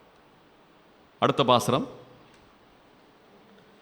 வையத்து வாழ்வீர்கள் நாமும் நம் பாவைக்கு செய்யும் கிரீசைகள் கேளீரோ, பார்க்கடலுள் பைய துயின்ற பரமன் அடிபாடி, நெய்யுண்ணோம் பாலுண்ணோம் நாட்காலே நீராடி, மையிட்டெழுதோம் மலரிட்டு நாம் முடியோம், செய்யாதன செய்யோம் தீக்குறளை சென்னோதோம், ஐயமும் பிச்சையும் ஆந்தனையும் கைகாட்டி உய்யுமாறெண்ணி உகந்து ஏலோரம் பாவாய்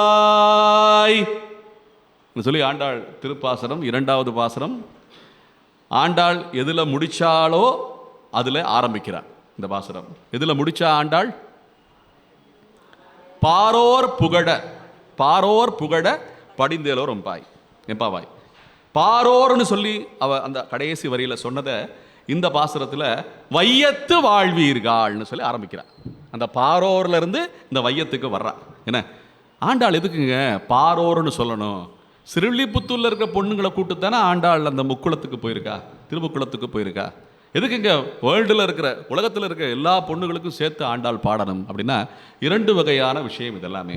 ஏன்னா இந்த பாரோர்னு சொல்லும்போது அந்த காலத்தில் என்ன இது போன்ற வேற்று சம்பிரதாயங்கள், வேற்று மதங்கள் எல்லாம் கிடையாது. புரியுதா? அந்த காலத்தில் இந்த உலகத்தில் இருந்திருக்கிற எல்லாருமே சனாதன தர்மத்தை சேர்ந்தவர்களாகத்தான் இருந்திருக்க வேண்டும். மகாபாரத போர் காலத்தில் என்ன, இந்த மகாபாரத போர் நடக்கும்போது நிறைய சேனைகள் சேர்ந்தனவா. அக்ஷோகிணி சைன்யம்னு சொல்லுவாங்க. இத்தனை அச்சோகிணி சைன்யம்னு சொல்லுவாங்க. அதில் குறைந்தபட்சமாக இருந்தது கண்ணனோட அச்சோகிணி சைன்யம். ஏன்னா கண்ணன் கிட்ட இருந்த அக்ஷோகிணி சைன்யம் எல்லாமே துரியோதனனுக்கு எடுத்துக்கடான்னு சொல்லி கொடுத்துட்டான் கண்ணன். மிச்சம் இருந்தது என்ன இருக்கோ அதை வச்சு தான் கண்ணன் இந்த 5 பேரையும் பாண்டவர்களையும் வைத்து போர் செய்திருக்கிறான். அப்படி போர் செய்யும் போது நிறைய தேசத்து மக்கள் அந்த போரில் கலந்துக்கிட்டாங்களாம். ஏன்னா சீன தேசத்திலேருந்து வந்திருக்காங்க, அங்கே அரேபியா ஆப்கானிஸ்தான் தேசத்திலேருந்து வந்திருக்காங்க. இந்த வேர்ல்டு வார்னு சொல்லுவாங்க பார்த்தீங்களா, நமக்கு இந்த 1, 2, 3 தான் தெரியும். அதற்கு முன்னாடி நடந்த ஒரு பெரிய வேர்ல்டு வார் எதுன்னா இதுதான் மகாபாரத போர். அந்த போர் நடக்கும்போது இந்த உலகம் பூரா இந்திரனையும் சந்திரனையும் குபேரனையும் நவகிரகங்களையும் வணங்கி கொண்டு இருந்த தேசமாக இந்த உலகமே இருந்திருக்கிறது. இதுதான் பார் அப்படின்னு சொல்லுவாங்க, பாரோர்.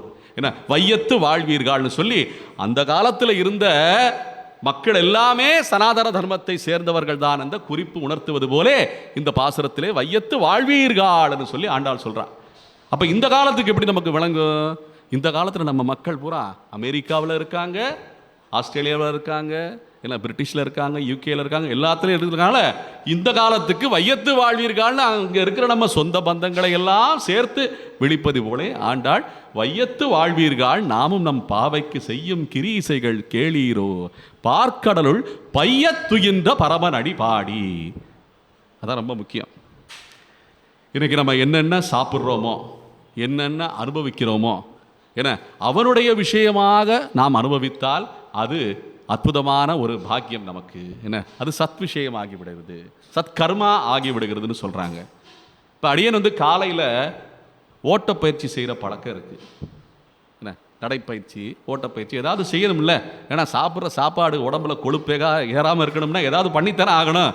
அந்த மாதிரி பண்ணும்போது அந்த கர்மா, அது ஒரு உடலுக்காண்ட செய்யப்படுகிற கர்மா தான் அது. அந்த கர்மா செய்யும் போது ஒரு உபன்யாசத்தை கேட்டுக்கிட்டே ஓடிடுவேன். எப்படி? ஒரு உபன்யாசத்தை கேட்டுக்கிட்டே அந்த கர்மாவை நம்ம அடியன் செஞ்சிருவேன். அப்போ என்ன ஆகுது? அந்த ஓடுற ஓட்ட பயிற்சி கர்ம யோகமாகி விடுகிறது. என்ன, நான் அடியன் ஓடுறேன் பார்த்தீங்களா, அந்த ஓட்டமே ஆசனமாகி விடுகிறது. என்னுடைய சிந்தனை பூரா அந்த கண்ணனுடைய பகவத்கீதையில் போய் தோய்ந்துடும், அதில் போய் ஆழ்ந்துடும். அப்போ ஒரு கர்மா செய்யும் போது காது சும்மா தானே இருக்குது. இந்த காதுக்கு உண்டான வைபவம் ரொம்ப சிறப்பான வைபவம் தெரியுமா? இந்த காதுக்கு உண்டான விசேஷம் தெரியுமா? அடியன் நிறைய இடத்துல சொல்லியிருக்கேன். கேட்டிருக்கவங்க இதை பற்றி சொல்லலாம். அங்கே அம்மா இருக்காங்க, அவங்க கேட்டிருப்பாங்க. இந்த காதுக்கு என்ன விசேஷம்னா ரொம்ப கொடுத்து வச்சதுங்க இந்த காது. என்ன, இது ரொம்ப விசேஷமானது. என்ன காரணம்னா, இருக்கிற புலன்கள்லையே இந்த மூக்கு, கண்ணு, வாய், என்ன, அப்புறம் நமக்கு இந்த இதெல்லாம் இருக்குல்ல, உடம்பு இருக்குல்ல, உடம்பு என்ன, இந்த 5 புலன்கள் ஸ்பரிசம், அதான் அது இந்திரியம்னு சொல்லுவாங்க. அந்த 5 இந்திரியங்களில் இந்த காதுக்கு மட்டும் ஒரு விசேஷம் இருக்குது. என்ன தெரியுமா? உங்களால் மூடவே முடியாது. கண்ணை முடிக்கலாம்ல, மூடி பாருங்க. நீங்களா மூட முடியுதா? யாராவது பொத்துறதை சொல்லலை, நீங்களா சுயமாக மூடிக்கணும். கண்ணு மூட முடியுதா? வாயை உங்களால் மூட முடியுதா? அதானே திறந்து வச்சுட்டு தான் இருக்கோம். நம்ம இப்படி மூட முடியுது. வாய் நம்மளால் வாயை முடிக்க முடியுமா? இல்லையா? அதே போல் மூக்கை சுவாசத்தை நிறுத்திக்கலாம். தெரியுமா? நம்ம சில இடங்களில் கடந்து போகும்போது நம்மளால் சுவாசிக்கவே முடியாது. அந்த அளவுக்கு குப்பையை குலையமாக இருக்குது. என்ன, அந்த நேரத்தில் மூச்சை சற்று நிறுத்திக்கிட்டு அப்படி தம் கட்டிக்குவோம். என்ன, சுவாசத்தை நிறுத்திக்கிறோம், நாமளா நிறுத்திக்கிறோம். யாருடைய ஸ்பரிசமும் படாமல், இந்த தேகத்துக்கு யாருடைய ஸ்பரிசமும் வேணால் தனியாக போய் அமர்ந்துக்கிட்டு இப்படி உட்காந்துக்கலாம், பேசாமல் உட்காந்துக்கலாமா இல்லையா? இந்த 4 இந்த இந்திரியங்கள், 5 இந்திரியங்களில் 4க்கும் சுயமாக மூடிக்கிற ஒரு தன்மை இருக்குது. ஒரே ஒருத்துக்கு இந்திரியத்துக்கு மட்டும் சுயமாக மூடிக்க முடியாது. அது என்னன்னா, அதுதான் காது. என்ன, அதான் காது. இந்த காதுக்குள்ள வைபவம் நம்ம என்னதான் நினச்சிக்கிட்டு கையால் பொத்திக்கிட்டாலும் வெளியில் இருக்கிற விஷயங்கள் நம்ம கேட்கும். நம்ம எதுவுமே எந்த ஒரு உதவியும் இல்லாமல் தானாக மூடிக்கிற தன்மை இந்த காதுக்கு கிடையாது. ஏன்னா அந்த பகவானுடைய பார்க்கடலுள் பைய துயின்ற பரமனடி பாடி, என்ன, அதை கேட்கணுங்கிறதுனால இந்த காது மூடவே இல்லை, திறந்தே கிடக்கிறது இந்த காது. என்ன, ஆகையால இந்த காதுக்குண்டான வைபவத்தையும் நம்ம தெரிஞ்சுக்கணும். சத் விஷயங்களை கேட்கறதுக்கு தான் இந்த காது இருக்கு, கண்ட விஷயங்களை கேட்கறதுக்கு கிடையாதுங்கிறத நம்ம புரிஞ்சுக்கணுங்கிறது போல என்ன, ஆண்டாள் இந்த பாசுரத்தில் வையத்து வாழ்வீர்கள் நாமும் நம் பாவைக்கு செய்யும் கிரீசைகள் கேளீரோ அப்படின்னு சொல்றா. இந்த செய்யும் கிரீசைகள்னா என்னங்க அர்த்தம்? கிரீசைகள்னா கர்மாங்க. இதுல கர்மாக்கள் என்னன்னா நித்திய, நைமித்திக, காமியார்த்த கர்மாக்கள் இருக்கு. நித்திய கர்மா, நைமித்திக கர்மா, காமியார்த்த கர்மானா என்ன வித்தியாசம் தெரியுமா?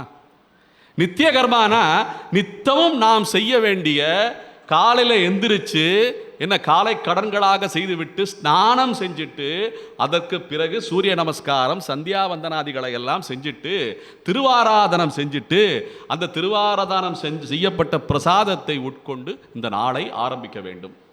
அது காலையிலிருந்து கண்ணிலிருந்து கையிலிருந்து பார்த்துக்கிட்டு 7 தடவை ஹரி ஹரி ஹரி ஹரி ஹரி ஹரி ஹரி ஹரின்னு சொல்லி 7 தடவை நம்ம சொல்லிக்கிட்டு ஆரம்பிக்கிறதுலேருந்து நித்திய கர்மானுஷ்டானம் ஆரம்பிக்குது. இப்போ நைமித்திக கர்மானா என்னன்னா, எப்போ சில காலங்களில் நம்ம திதி தர்ப்பணை எல்லாம் செய்யணுமோ, முன்னோர்களுக்கு செலுத்த வேண்டிய கடன்கள், பிறகு காலங்களின் விசேஷ வைபவங்கள், பொங்கல் வருது, மகர சங்கராந்தி வருது, தீபாவளி வருது, அது போன்ற காலங்களில் நாம் செய்ய வேண்டிய சுபகாரியங்கள், இது எல்லாமே நைமித்திக நிமித்தமாக செய்யப்படுகிற கர்மாக்கள். இப்போ நித்திய நைமித்திக. காமியார்த்தம்னா வீடு வாங்கி நம்ம கிரகப்பிரவேசம் போகிறோம், அது வருஷா வருஷம் செய்ய மாட்டோம்.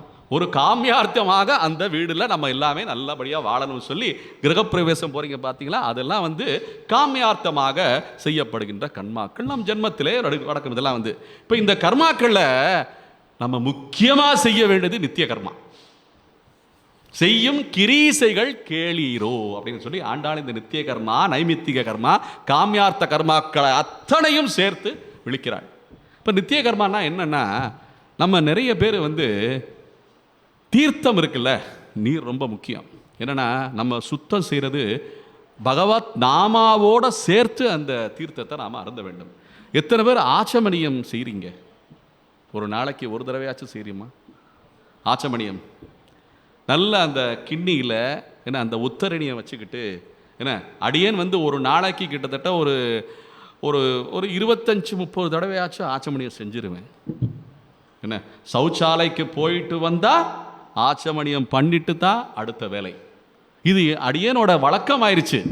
எங்கே போனாலும் பரவாயில்ல, ஏதாவது ஒரு வழியில் அந்த தீர்த்தத்தை என்ன நம்ம உள்ளங்கையில் வச்சுக்கிட்டு அச்சுத அனந்த கோவிந்தன்னு சொல்லி ஆச்சமணியம் பண்ணுறது வழக்கம்.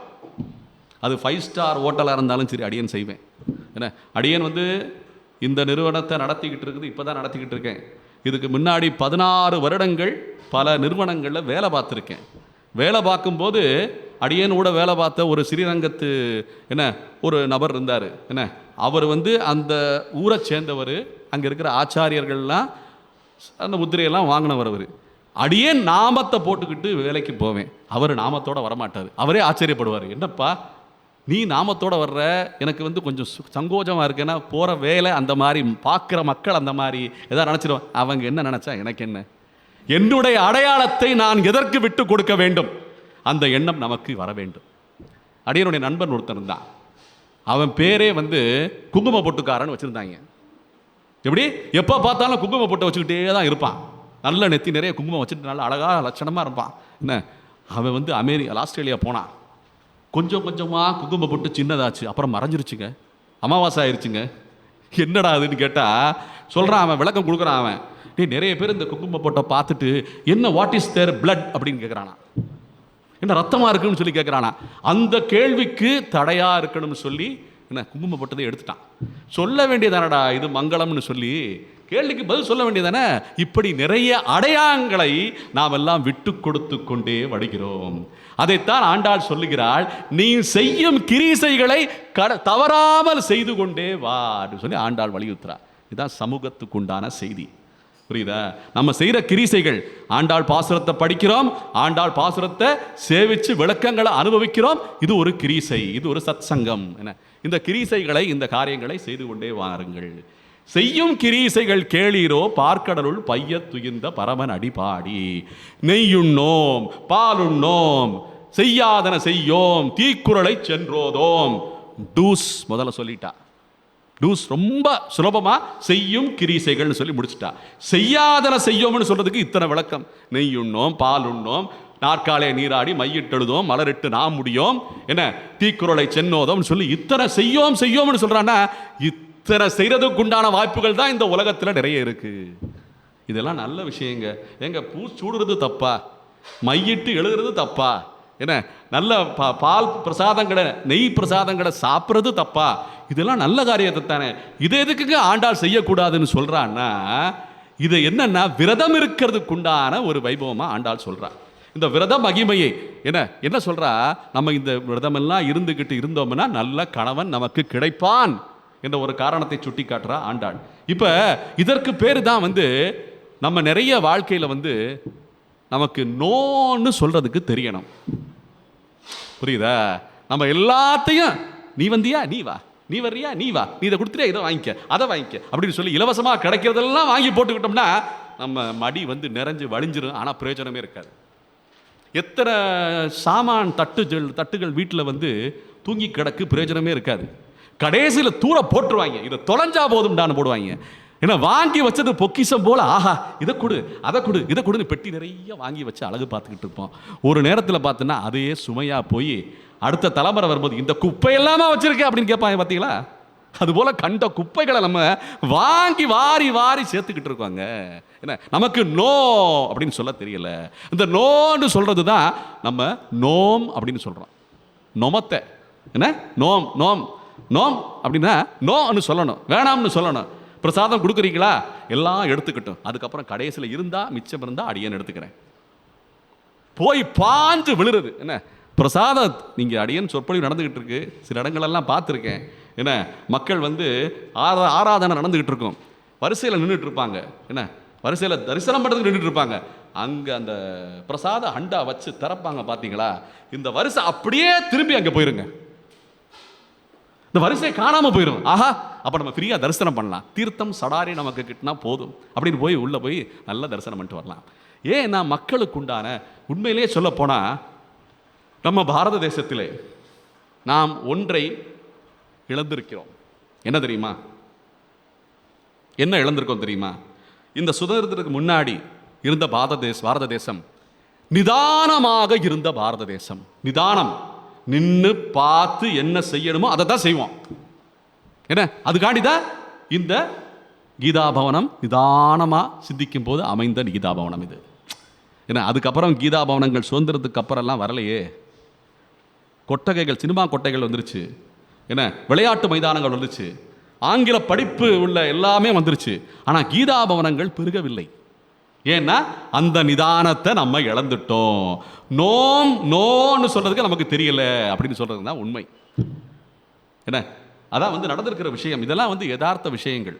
இந்த சமூகத்தை பற்றி நம்ம யதார்த்த விஷயங்களை தெரிஞ்சுக்கிறது தான் ரொம்ப முக்கியம். என்ன ஏன்னா ஒவ்வொரு காலகட்டத்தில் ஆண்டாள் பாசுர பாடின காலகட்டம் வேற, அதுக்கப்புறம் ஆச்சாரியர்கள் விளக்கின காலகட்டம் வேற, இன்னைக்கு இருக்கிற காலகட்டம் வேற. என்ன இந்த காலம்னு சொல்லும்போது ரொம்ப எனக்கு மகிழ்ச்சியாக இருக்கிற விஷயம் என்னென்னா, இந்த கேலண்டர்னு ஒன்று வச்சுருக்கான். என்ன இந்த இங்கிலீஷில் காலம்ங்கிற வார்த்தையே கிடையாதுங்க. எதுக்கு இந்த காலத்தை தூக்கி கேலண்டர்னு வச்சான்னு தெரியல. இதையுமாடா காப்பி அடிச்சிருப்ப நீ? என்ன காலத்தை தான் கேலண்டர்னு வச்சுருக்கான். காலம் அதான் காலம் அது. என்ன ஆகையாலே இது போன்ற அற்புதமான பாசுரங்கள் படிக்கும்போது நம்ம எல்லாம் இந்த உலகத்தில் இருக்கிற வையத்து வாழ்வீர்கள்னு சொல்லி இந்த வையத்துக்கு எல்லாமே ஒரு பாடம் புகட்டுறா ஆண்டாள் இந்த பாசுரங்களிலே. செய்யாதன செய்யோம் தீக்குறளை சென்னோதோம்னு சொல்லி நம்மால் என்ன பண்ணிட்டான், இந்த திருக்குறள்னு சொல்லி நிறைய நம்ம உபதேசமாக திருவள்ளுவர் சொன்னதை அந்த அந்த அந்த குறளெல்லாம் யாருமே படிக்கிறது இல்லை. என்னன்னு கேட்டால் இதை மட்டும் படிச்சிருக்கான். தீக்குறளை சென்றோதோம் அப்படின்னு சொல்லிட்டான் நம்மால். என்ன குறளை படிக்காதன்னு ஆண்டாள் சொல்லியிருக்காப்பா, அதனால தான்ப்பா தீக்குறளை சென்று ஓதுறதே கிடையாது. 2 மார்க்கு கட்டும் படித்தா போதும். என்ன மற்ற குறளெல்லாம் படிக்க வேணாம். குறளில் பார்த்தீங்கன்னா, திருக்குறளில் பார்த்தீங்கன்னா மாமிசம் சாப்பிடாதுன்னு சொல்லி குறள் இருக்கு. என்ன மது குடிக்கக்கூடாதுன்னு குறள் இருக்கு. அதெல்லாம் பரப்புறதே இல்லை இவங்கன்னு தெரியல. இதெல்லாம் விற்கிறதுக்கு உண்டான ஆவல் கூடிக்கிட்டு இருக்கிறத விட குறையிறதுக்கு உண்டான ஆவலே இல்லை நமக்கு. அந்த அளவுக்கு அல்லாடிக்கிட்டு இருக்காங்க மக்கள். என்ன நான் அடியேன் ஒரு இடத்துல பேசிகிட்டு இருக்கும்போது மாமிசம் சாப்பிட்றதெல்லாம் வந்து நல்லது இல்லைப்பா அப்படின்னு. அது எப்படி நீங்கள் சொல்லலாம்? என் உடம்பு எவ்வளோ புஷ்டி ஆகுது, என்னுடைய சதைகள்லாம் அவ்வளோ இறுக்கமாகுது, எனக்கு எவ்வளோ பலம் இருக்குது அப்படின்னு சொன்னான். அடியேன்னு சொன்னேன் திரும்பி, மாமிசம் சாப்பிட்றது உனக்கு நல்லது இல்லைன்னு சொல்லலை, அந்த பிராணிக்கு நல்லது இல்லைன்னு சொன்னேன் அப்படின்னு. என்ன அதை போய் குத்தி கொலை பண்ணி என்ன ரணமாக்கி எதுக்கு அந்த இம்சையெல்லாம் நம்ம பண்ணணும்? என்ன இதெல்லாம் நமக்கு தேவையில்லாத விஷயங்கள் என்பதை ஆண்டாள் சொல்வது போல நெய் உண்ணோம் பால் உண்ணோம்னு சொல்ல அதையும் உண்ணோம் அப்படின்னு சொல்லி நம்ம முடிவு எடுக்க வேண்டியது சமூக சிந்தனை நமக்கு வளர வேண்டும். ஆகையாலே சில வழக்கங்கள் நமக்கு நல்லதும் இருக்குது கெட்டதும் இருக்குது. வழக்கங்களை நாம் எதை பிடிக்க வேண்டுமோ அதை பிடித்து கொள்ள வேண்டும். அந்த தவறான வழக்கங்களை நம்மளோட உடல் சுபாவம் அது. என்ன கர்மா வாசனா அப்படின்னு சொல்லுவாங்க பார்த்தீங்களா, பகவத்கீதையில் வரும். அதெல்லாம் வந்து இந்த கர்மா வாசனா பூர்வ ஜென்மத்தில் இருக்கிறது கூட இந்த ஜென்மத்துக்கு வருதுன்னு சொல்கிறாங்க. அப்போ இந்த ஜென்மத்தில் வரும்போது நல்ல கர்மாக்களை தேர்ந்தெடுத்து கொண்டு செய்யும் கிரீசைகள் ஆக்க வேண்டும். கெட்ட நல்ல கர்மா தாங்க நெய் பால் அதையே தவிர்க்கணும்னு சொல்கிறா. நம்ம எதை தவிர்க்கணும்னு யோசிக்கணும்ல, எத்தனதுக்கு நம்ம நோ சொல்லணும்னு யோசிக்கணும்ல. அதுதான் ஆண்டாள் இன்னும் நமக்கு குறிப்புணர்த்துகிறாள். இந்த காலகட்டத்திலே கேக்கு கொடுத்தா அதையும் திங்கிறோம், என்ன மற்றபடி வேற சாதம் கொடுத்தா அதையும் திங்கிறோம். அவங்க கலாச்சாரத்தை அப்படியே ஏற்றுக்கிறோம், நம்ம அதை அறிஞ்சிக்கிறது இல்லையே, நம்ம அதை புரிஞ்சுக்கிறது இல்லையேன்னு சொல்லி ஆண்டாளுடைய ஏக்கம் இன்றைக்கும் நமக்கு அது பாடமாக விளங்கி கொண்டிருக்கிறது. முக்கியமாக பெண்களுக்கு நெற்றியிலே திலகம் வைப்பது, ஜடையாக பின்னிக்கொள்வது, முடியை ஜடையாக பின்னிக்கொள்வது, திரிஜடைன்னு சொல்லுவாங்க. அதாவது 3 வெணின்னு சொல்லுவாங்கல்ல சௌராஷ்டிராவில், திருவேணி சங்கமம் அப்படின்னு சொல்லுவாங்க. அதை ஏன் திருவேணி சங்கம்னு சொல்லணும்னா, நம்ம சௌராஷ்டிராவில் வெணி இருக்குங்க, அங்கே அந்த ஆறு சுழன்று கொண்டு கங்கை காவேரி சரஸ்வதின்னு சொல்லி பிரயாகராஜில் சுழன்று கொண்டு 3 சுழற்சியில் அது ஓடுறதுனால திருவேணி சங்கமம், அதான் திருவேணி சங்கமம்னு சொல்கிறாங்க. அதை எந்த 3 ஆறு சேர்ந்தாலும் அதான் உண்மை. அதுபோல் இந்த 3 முடிச்சுகளாக 3 பிரிவுகளாக பிரித்து ஜடையை பின்னும் சம்பிரதாயம் நம்ம சம்பிரதாயம். அது ஏன் பண்ணுறாங்க தெரியுமா? நமக்கு முதுகுத்தண்டு இருக்குல்ல, இந்த முதுகுத்தண்டு இப்படி தாங்க இருக்குது, பின்னி இருக்குது. அந்த முதுகுத்தண்டு அப்படியே அந்த ஜடை போய் விழும். அந்த ஸ்பரிசம் அந்த முதுகுத்தண்டுல இருந்துகிட்டே இருக்கும். அப்படி இருக்க இருக்க இருக்க அந்த பெண்களுக்குண்டான ஆரோக்கியம் நிலை பெறுகிறது. இது ஒரு ஸ்பரிசம். இது நம்ம தெரப்பி என்ன பிசியோ தெரப்பி புதுசாக ஆரம்பிச்சிருக்கோம், இப்போ நல்லா ஓடிக்கிட்டு இருக்குது. அந்த தெரப்பி எல்லாம் தேவை இருக்காது. இது இருந்தா இந்த ஜடையை அந்த முதுகுத்தண்டில் பட்டுக்கிட்டே இருந்துச்சுன்னா அந்த முதுகுத்தண்டு பலம் பெறுகிறது என்பது ஒரு ஆராய்ச்சியில் செய்தி. ஆகையாலே இது போன்ற கிரீசைகள் செய்ய வேண்டும். இது போன்ற கிரீசைகள்லாம் நம்ம விடக்கூடாதுன்னு சொல்வது போல ஆண்டாள் பாசுரங்களே இதை வச்சு நம்ம நிறைய பேசலாங்க. இந்த வையத்து வாழ்வீர்கள்னு வச்சுக்கிட்டே செய்யும் கிரீசைகள் கேளிரோன்னு சொல்லி இந்திரனுக்கும் போகலாம், சந்திரனுக்கும் போகலாம். ஏன்னா அது ஐயத்து வாழ்கிறான்னு சொன்னால் 7 உலகத்துக்கும் உண்டான புராண செய்திகளே வந்துடும். இந்திரன் செய்த தவறு, சந்திரன் செய்த தவறு, எத்தனை பேர் தவறு பண்ணியிருக்காங்க. இந்த எல்லா தவற்றையும் சேர்த்து நம்ம செய்யக்கூடாதுன்னு வச்சுக்கிட்டு நற்காரியங்கள் எல்லாம் செய்ய வேண்டும்னு வச்சுக்கிட்டு நம்ம போயிட்டே இருக்கலாம். உள்ள புராணத்துக்குள்ளே போய் நம்ம பிரவேசம் பண்ணலாம். ஆகையால் இந்த பாசுரத்துடைய விளக்கம் இத்தோடு நாம் அனுபவத்தை பெற்றுக்கொண்டு அடுத்த இன்றைய நாள் பாசுரத்துக்கு நாம் பிரவேசம் செய்யலாம் என்பது அடியனுடைய உத்தேசம். இப்போ அடியன் இவ்வளவு நேரம் பேசுனதில் முக்கியமாக இந்த ஆண்டாளுடைய பாசுரங்கள் இன்றைய சிறார்களுக்கு போய் சேர வேண்டும். இப்போ இந்த கீதாபவனத்தில் நம்ம உட்காந்துருக்கோம். ஆண்டாள் பாடிய பாசுரங்கள் எல்லாமே எத்தனை வயசில் பாடியிருக்கா? 7 வயசு 5 வயதுன்னு சொல்லுவாங்க. 5லிருந்து 7 வயது ஆகும்போது அவள் நாச்சியார் திருமொழி அதெல்லாம் பாட ஆரம்பித்து நல்ல ஞானத்திலே முதிர்ச்சி பெற்றவள் ஆயினாள்னு சொல்லி செய்தி வரலாறு வருது. அப்படி சொல்லும்போது இன்றைக்கி நம்ம எத்தனை வயசில் உட்காந்துருக்கோம்? இங்கே அடியேனுக்கே குறைந்தபட்சம் 53 வயசு. என்னை விட பெரியவங்க தான் எல்லாமே இங்கே உட்காந்துருக்கீங்க. எல்லாமே பெருசுங்க தான் உட்காந்துருக்கீங்க. ஆமாம். இப்போ நீங்கள் எல்லாம் எப்படி இங்கே உட்காந்துருக்கீங்க? சின்ன வயசுலேருந்து பாடுறதுனால இங்கே உட்காந்துருக்கீங்க.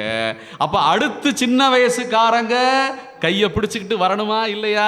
தொட்டு தொடரும் ஒரு பாட்டு பாரம்பரியம், பாவை பாரம்பரியமாக இருக்கணுமா இல்லையா? அந்த பாரம்பரியம் எங்கே விட்டு போயிருக்குன்னா நம்மளுடைய அந்த செய்யாதன செய்யோம்ல எல்லாமே பூரா போயிருச்சு, இன்னைக்கு தொலைஞ்சிருச்சு. ஒரு காலத்தில் பாரத தேசத்தை விட்டு வெளிநாடு போகவே கூடாதுன்னு இருந்த காலம் ஒன்று, சுதந்திரத்துக்கு முன்னாடி. அப்படியே நிறைய தடவை சொல்லியிருக்கேன். இதில் ஒன்றும் கூச்சம் கிடையாது, யதார்த்தம் தான். இது சுதந்திரத்துக்கு முன்னாடி என்ன செஞ்சோம்? பாரத தேசத்தை விட்டு விதேசங்களுக்கு போகவே கூடாது, இது புண்ணிய தேசம், வேத பூமி, கர்ம பூமி, புண்ணிய பூமி, பகவானே அவதாரம் எடுத்த பூமி. உண்மையா இல்லையா? அதுக்கப்புறம் மாறிச்சு பார்த்தீங்களா? சுதந்திரத்துக்கு அப்புறம் எல்லாம் ஓட ஆரம்பிச்சிட்டோம். இன்னைக்கு கிட்டத்தட்ட மதுரை இந்த ஊரே பார்த்தீங்கன்னா எந்த ஏரியாவுக்கு எந்த வளாகத்துக்கு போனாலுமே நம்ம பார்க்குறது எல்லாமே குறைந்தபட்சம் 50, 60, 70 தான் இருக்கோம். ஏன்னா ரேஷன் கார்டில் 14 பேர் இருந்தாங்கன்னா 3 பேர் தான் வீட்டில் இருக்கான், மிச்சம் 11 பேர் வெளியூரில் இருக்கான். நிலைமை பார்த்தீங்களா? நம்மளை காமியார்த்த விஷயங்களில் இழுத்து ஓடிக்கிட்டு இருக்கு. அப்படின்னு ஒரு இடத்துல சொன்னேன், சுவாமிகளுக்கெல்லாம் நம்ம பிரசாதம் படைக்கிறோம், தேங்காய் பழம் படைப்போம். ஒரு விதமாக படைப்போம். எப்படின்னா தேங்காய் முடியை தேங்காய் 2 விதமாக அடித்து பகவானுக்கு படைப்போம். இன்னொரு இது அப்படின்னா பிள்ளையாருக்கு தேங்காய் சதுர தேங்காய் உடைப்பாங்க பார்த்தீங்கன்னா, செதுர தேங்காய் அதை உடைச்சோம்னா சில்லு சில்லாக சிதறி போகும். அதுபோல் நம்முடைய மக்கள் எல்லாம் இன்னைக்கு சில்லு சில்லாக சிதறி உலகம் பூரா கிடக்கிறாங்க. ஏன்னா இந்த பாரத தேசத்தின் அருமையை நாம் அறிய முற்படவில்லை. நிறைய பேர் சொன்னாங்க, நான் இங்கே போனேன்ப்பா அங்கே போனேன்ப்பா அப்படின்னு சொல்லி ஐரோப்பாவில் போய் நம்ம எஜிப்டில் போய் அந்த பிரமிடெல்லாம் பார்த்தேன், அப்புறம் இங்கே போய் அந்த அங்கோர் வாட்டு கோயிலை பார்த்தேன் அப்படின்னு சொல்லி ஒரு கணக்கு வச்சுருக்கான். டூரிஸ்ட் எல்லாம் நல்லா வியாபாரம் பண்ணிக்கிட்டு இருக்கான். அப்படியேன்னு கேட்டேன், இங்கே இருந்து அப்படியே கொஞ்சம் மேற்கு பக்கம் போனால் சோழவந்தான்னு ஒரு ஊர் இருக்குது. அந்த ஊரில் நல்ல வைகை ஆறு ஓடிக்கிட்டு இருக்கு. அங்கே இருக்கிற தோப்பும் துறவும் அந்த இருக்கிற கோயிலெலாம் பார்த்தா சொர்க்கம் மாதிரி இருக்குன்னு சொன்னேன். அப்படியா, அங்கே நான் போனதே இல்லையே. அப்போ உன் கணக்கில் அது மிஸ்ஸு. என்ன, பக்கத்து இருக்கிற தெருவை கூட பார்க்கல, உலகம் பூரா பார்த்துக்கிட்டு இருக்கானா. இந்த ஒரு கதை சொல்லுவாங்க, உலகமெல்லாம் உலக சுற்றுலா போயிட்டு வந்திருக்கேன்பாங்க. பொய். உலகம் பூரா சுற்ற முடியுமா? எவனாலையும் சுற்ற முடியாதுங்க. என்ன, இங்கேருந்து பிரதட்சணமாக கூட நம்ம சுற்றிடலாம். ஏன்னா இந்த உலகம் பூரா சுற்றுறேங்கிற அந்த பொய்யை கட்டி நல்லா வியாபாரம் ஆக்குறாங்க பார்த்தீங்களா. இதெல்லாம் இந்த பாரத தேசத்தின் அருமையை அறிந்து கொள்ளாமல் நாம் எல்லாம் செய்து கொண்டிருக்கிற காரியங்கள் தவறு கிடையாது. ஆனால் திரும்பி வரணும், திரும்பி பாரத தேசத்துக்கு வரணும். என்ன, நம்முடைய சமூகம் சிறப்பதற்காக, மீண்டும் இந்த தர்மங்கள் எல்லாமே மிளிர்வதற்காக எத்தனை தர்ம சத்திரங்கள், எத்தனை சத்திரங்கள், எத்தனை கோவில்கள், என்ன அத்தனையும் நல்ல பிரகாசமாக மீண்டும் மிளிர வேண்டும் என்றால் இந்த மிச்சம் மீதியை காப்பாற்றுவதற்காகவாவது மக்கள் திரும்பி வர வேண்டும். எந்த ஒரு தேசத்துக்காரனும் அடியேன் சொல்றத தவறாக இருந்தால் மன்னிச்சுக்குங்க, அப்படியே சொல்ல வேண்டியதை சொல்லிடுறேன். எந்த ஒரு நம்முடைய பாரதத்தை தவிர வேறு ஊரில் இருக்கிற எந்த ஒரு தலைவர்களோ இல்லை அங்கே ஆளுகிறவர்களோ நம்முடைய பாரத தேசத்து மக்களை எல்லாம் நான் காப்பாற்றுவேன், நீங்கள் எல்லாம் வாங்கன்னு எவனுமே கூப்பிடலை. நல்லா புரிஞ்சுக்குங்க. அவன் தேசத்துக்கு என்ன பிரயோஜனம் இருக்கோ அதை நிறைவேற்றி கொள்வதற்கு நம்மை ஆளாக்குகிறார்கள். அவ்வளவுதான், வேற ஒன்றும் கிடையாது. நம்ம மக்களெல்லாம் காப்பாற்றணும், நம்மளெல்லாம் மக்களெல்லாம் நல்ல சம்பாத்தியம் பண்ணி பெரிய பணக்காரர்கள் ஆக்கணும், அப்படி இப்படின்னு அந்த கொள்கையெல்லாம் யாருக்குமே கிடையாதுங்க. என்ன, அவனுக்கு என்ன தேவையோ அதுக்காண்டி நம்மளை உபயோகம் பண்ணிக்கிறான். நம்ம என்ன தேவையோ அதெல்லாம் வாங்கிட்டு ஓடி வந்துடணுங்க. என்ன, மூட்டை கட்டிட்டு ஓடி இங்கே இங்கே நல்ல அங்கே இருக்கிறத விட நல்ல பிரகாசமாக வாழலாம் நம்முடைய பாரத தேசத்திலே. இது சமூக விளக்கமாக சொல்லிக்கொண்டு இன்றைய பாசனத்துக்கு நாம் உள்ளே நகரலாம். இன்றைய நாள் பாசனம் 21வது பாசனம். இன்னைக்கு ஆண்டாள் இதுக்கு அப்புறம் பாடின பாசனங்கள் எல்லாம் பார்த்தோம்னா நீராட்டலை பற்றி பாடி இருக்கிறாள். பிறகு தோழிமார்களை எழுப்பி இருக்கிறாள். ஆண்டாளுடைய பாசனங்களில் முக்கியம் என்னன்னா, மக்களை எழுப்பி உற்சாகம் ஊட்டணும், பக்தி நெறிக்கு அழைத்து வர வேண்டும். அந்த ஆவல் மிகுந்தவளாக ஆண்டாள் விளங்கி இருக்கிறாள். எப்படிங்க இந்த சின்ன வயசு பிள்ளைக்கு இவ்வளவு ஆவல் இருந்திருக்குங்கிறது ஒரு ஆச்சரியமான விஷயம். அதை நாம் நாளை அனுபவிக்கலாம். இன்று இந்த பாசுரத்திலே அடுத்தடுத்து வர்ற பாசுரங்களை நாளை சேவிச்சுக்கிட்டே வரும்போது இதற்குண்டான தொடர்பையும் நாம் எல்லாமே அனுபவிக்கலாம். இன்றைய நாள் பாசுரம், ஏற்ற கலங்கள் எதிர்பொங்கி மீதளிப்ப மாற்றாதே பால் சொரியும் வள்ளல் பெரும் பசுக்கள் ஆற்றப்படைத்தான் மகனே அறிவுராய் ஊற்றமுடையாய் பெரியாய் உலகினில் தோற்றமாய் நின்ற சுடரே துயிலடாய் மாற்றார் உனக்கு வலி தொலைந்து உன் வாசற்கண் மாற்றார் உனக்கு மாற்றார் வலி தொலைந்து உன் வாசற்கண் ஆற்றாது உன் அடிபடியுமா போலே போற்றியாம் வந்தோம் புகழ்ந்தேலோரம்பாவாய். இன்றைய பாசுரம். இதில் ஏற்ற கலங்கள் எதிர்பொங்கி மீதளிப்ப அப்படின்னு சொல்லும்போது பசுக்களை பற்றி போற்றுகிறாள் ஆண்டாள். இன்னைக்கு பசுக்கள் அப்படின்னு சொன்னாலே நமக்கு பேக்கெட் பால் தான் ஞாபகம் வருது, வேற எதுவுமே கிடையாது. இன்னைக்கு பால் கறந்து அந்த கண்ணுக்குட்டி பாலை குடிச்சிட்டு அதுக்கு மிச்சம் உள்ள பாலை நம்ம கறந்து அந்த பாலை எடுத்து நம்ம அடுப்பில் வைப்போம். அப்படிதான் நடக்கும். இது நம்மளால் பார்க்க முடியுதா? எங்கேயாவது ஓரத்தில் ஒரு இடத்துல அப்படியே போய் நகரும்போது ஒரு சாயந்தர வேளையில் பார்க்கலாம், ஒரு காலை வேளையில் அங்கங்கன்னு பார்க்கலாம். நம்ம வீடுகள்லையே பாசு கண்ணுகளெல்லாம் வச்சு வளர்த்த சமூகம் நம்ம சமூகம். என்ன, இது உண்மை தானே? இன்னைக்கு நம்ம பசுக்களை பார்க்க முடிகிறது இல்லை. பசுக்களே 2 வகை இருக்கு. நம்ம நாட்டு பசுக்கள் ஒரு வகை, என்ன விதேசத்திலிருந்து கலப்பாகி வளர்ந்த மாடுகள் இன்னொரு வகை. நம்ம நாட்டு பசுக்களை தான் ஆண்டாள் இங்கே ஏற்ற களங்கள் எதிர் பொங்கி மீதளிப்ப மாற்றாதே பால் சொரியும் வள்ளல் பெரும் பசுக்கள்னு சொல்றா ஆண்டாள். இந்த பாசுரத்தில் கோகுலத்தில் இருந்த பசுக்களை போற்றுகிறாள் ஆண்டாள். அப்படி சொல்லும்போது பால் மடியில் நிறைஞ்சு இருக்குமா, என்ன அந்த பால் நிறைஞ்சிருக்கிற பால் எப்படியாவது வெளியேற்றணும்னு சொல்லி அந்த பசு துடிச்சுக்கிட்டு இருக்குமா. அது அந்த பால் வீணாகிடக்கூடாதே என்பதற்காக தாங்கி கொண்டு இருக்குமாம் அந்த பசு. எப்போ போய் அந்த பால்காரன் அவர் போய் அந்த பாத்திரத்தை வச்சுக்கிறாரோ, வச்ச உடனே அந்த பாத்திரத்தை நிரப்பி வழியும் வரைக்கும் அந்த பசு பால் சொரியுமாம் என்பது ஒரு செய்தி. அப்பேற்பட்ட செல்வ செழிப்பு மிக்க பசுக்கள் அப்படின்னு சொல்லி அந்த வள்ளல் பசுக்கள் சொல்லி ஆண்டாள் போற்றான். இந்த பாசுரத்தில் ஏற்ற கலங்கள் எதிர் பொங்கி மீதளிப்பன்னா அந்த பாசனம் நிறைஞ்சு அப்படியே பொங்கி வழியுமா. எப்படி டேம்ல எல்லாம் தண்ணி நிறைஞ்சு அப்படியே பீறிக்கிட்டு பாஞ்சு வருது பார்த்தீங்களா, அது போல பொங்கி வழிதான் இந்த பாசுரத்தில் சொல்றது போல. ஏற்ற கலங்கள் எதிர் பொங்கி அந்த பாத்திரத்துக்கே ஒரு ஏற்றம் கொடுக்குறா, ஏற்ற கலங்கள்னு சொல்லி. அப்பேற்பட்ட நந்தகோபனுடைய அந்த கோகுலம் இருந்திருக்கிறது என்பது போல இருக்கிறது. மாற்றாதே பால் சொலியும் வள்ளல் பெரும் பசுக்கள். அந்த மாற்றாதேங்கிற வார்த்தை என்னன்னா, இந்த பால் நிறைஞ்சிருதேன்னு சொல்லி அந்த வழியிற பாலை இன்னொரு பாத்திரம் வச்சு பிடிப்பாங்களா, அந்த பாத்திரத்தை மாற்ற மாட்டாங்களா அப்படின்னு சொல்றது புரியுதா? ஒரு பாத்திரத்தை வச்சுட்டு அந்த பாத்திரத்தில் ஒரு சின்ன ஒரு ஓட்டையை போட்டோ அந்த பால் வழிஞ்சு வீணாயிடக்கூடாதுல்ல, அதனால அந்த பால் அந்த செம்பை அந்த பசு அந்த பாத்திரத்தை மாற்றாம இன்னொரு பாத்திரத்தில் பிடிச்சிக்கிட்டே இருப்பாங்களாம். அந்த அளவுக்கு செழிப்பு மிக்க அந்த கோகுலம் இருந்திருக்கிறது. ஏற்ற கலங்கள் எதிர்பொங்கி மீதளிப்ப மாற்றாதே பால் சொரியும் வள்ளல் பெரும் பசுக்கள் ஆற்றப்படைத்தான் மகனே அறிவுராய்னு சொல்றான் ஆண்டாள். இப்போ இதுக்கு முன்னாடி பாசுரம்லாம் நம்ம வரிசையா நாளைக்கு தான் பார்க்க போறோம். ஆனா இந்த பாசுரத்தை வச்சுக்கிட்டு ஒன்ன உணரலாம். என்னன்னா, கண்ணனே அவ்வளவு பக்தர்கள் வரும்போது மயங்கிட்டானா. என்னடா நம்மளை தரிசனம் பண்றதுக்கு இத்தனை கூட்டமா, ஆச்சரியப்பட்டு கண்ணனே கொஞ்ச நேரம் அப்படியே அசந்துட்டானா. அப்ப சொன்ன உடனே அப்ப மறுபடியும் கண்ணனை எழுப்ப வேண்டியிருக்கு. கண்ணனை இதுக்கு முன்னாடி எழுப்பிட்டா, பலராமனை கண்ணனை எல்லாம் எழுப்பிட்டா. ஆற்றப்படைத்தாய் மகனே மயங்கிறாத அறிவுராய், உனக்காண்டி இத்தனை பேர் உட்கார்ந்துருக்கோம், இத்தனை கோகுலத்து பெண்கள் நாங்கெல்லாம் வந்திருக்கோம்னு சொல்லி ஆற்றப்படைத்தாய் மகனே அறிவுராய். அதனங்க ஆற்றப்படைத்தாய். நம்ம நிறைய மக்களுக்கு படைப்புனாலே என்னன்னு தெரியல. நம்ம நிறைய படைக்கிறோம். நம்ம தட்டு சாமான்கள் இந்த பாத்திரங்கள், இந்த பானை, ஓடு அதெல்லாம் நிறைய நம்ம படைச்சு இன்னைக்கு வாகனங்கள் பறக்கிற விமானங்கள் அத்தனையும் படைச்சிருக்கோம். ஆனா இந்த உலகத்தை ஒருத்தன் படைச்சிருக்கானா நம்ம மக்கள் நம்ப மாட்டாங்க. ஆண்டவன் யாரங்க குறிப்பிடலாம்? ஆண்டவனுக்கு உண்டான முக்கிய தகுதி என்ன அப்படின்னு கேட்டா, ஆண்டவன் படைத்திருக்கிறான் என்பதுதான் முதல் தகுதி. இந்த உலகத்தை ஆண்டவன் சிருஷ்டித்திருக்கிறான், படைத்திருக்கிறான்.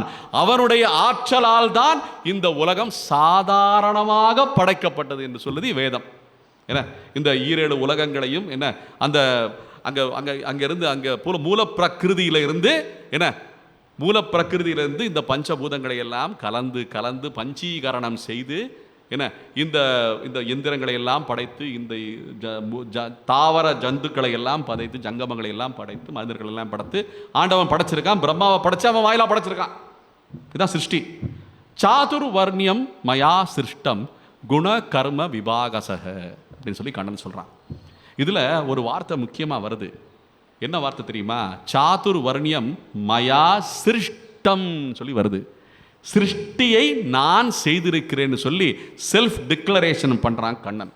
ஆற்றப்படைத்தான் மகனே அறிவுராய். அவன் தான் படைச்சிருக்கான். யாரு? கண்ணன் தான் படைச்சிருக்கான். அவன் தான் ஆற்றப்படைத்தாய் மகனே அப்படின்னு சொல்லி கண்ணனை உணர்த்துகிறாள் ஆண்டாள். இப்போ இந்த படைப்புல இந்த சாதுர்வர்ணியம் மயா சிருஷ்டம்னு சொன்னேன் பார்த்தீங்களா?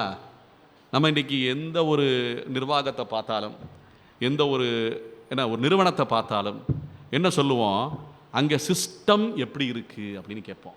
இப்படி கேட்போம், அங்கே சிஸ்டம் நல்லா இருக்கா? இந்த ஆட்சி நடக்கிறது, சிஸ்டம் சரியில்லைப்பா. சிஸ்டம் சரியில்லைன்னா படைச்சவன் படைப்பு சரியில்லைன்னு அர்த்தம். இந்த சிஸ்டம்ங்கிற வார்த்தையே கண்ணன் உதிர்த்த சிருஷ்டம்ங்கிற வார்த்தை.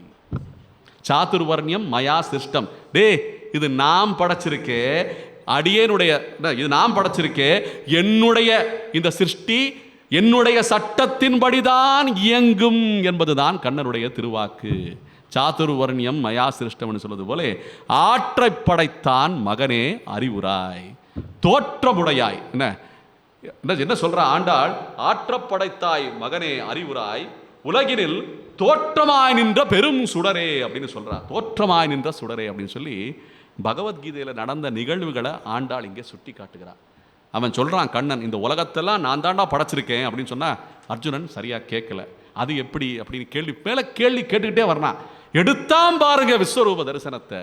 என்ன, எல்லா முகங்களும் தன்னுள்ளே அடக்கி கொண்டு, எல்லா சிருஷ்டியும் தன்னுள்ளே அடக்கி கொண்டு, வாயில ஒன்று போகுது, காதுல வெளியே வருது, அப்படி இப்படின்னு சொல்லி ஒரு பக்கம் இப்படி அப்படின்னு சொல்லி இந்த உலகத்தை பூரா காட்டுறான். பார்த்தீங்களா விஸ்வரூப தரிசன். அதைத்தான் இங்க சொல்றா.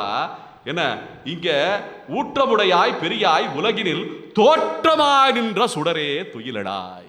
இந்த விஸ்வரூப தரிசனத்தை காட்டினிய பாத்தியா, அவனே தாண்டா நீ அப்படின்னு சொல்லி காட்ட போறவன முன்னாடியே சொல்லிட்டான்.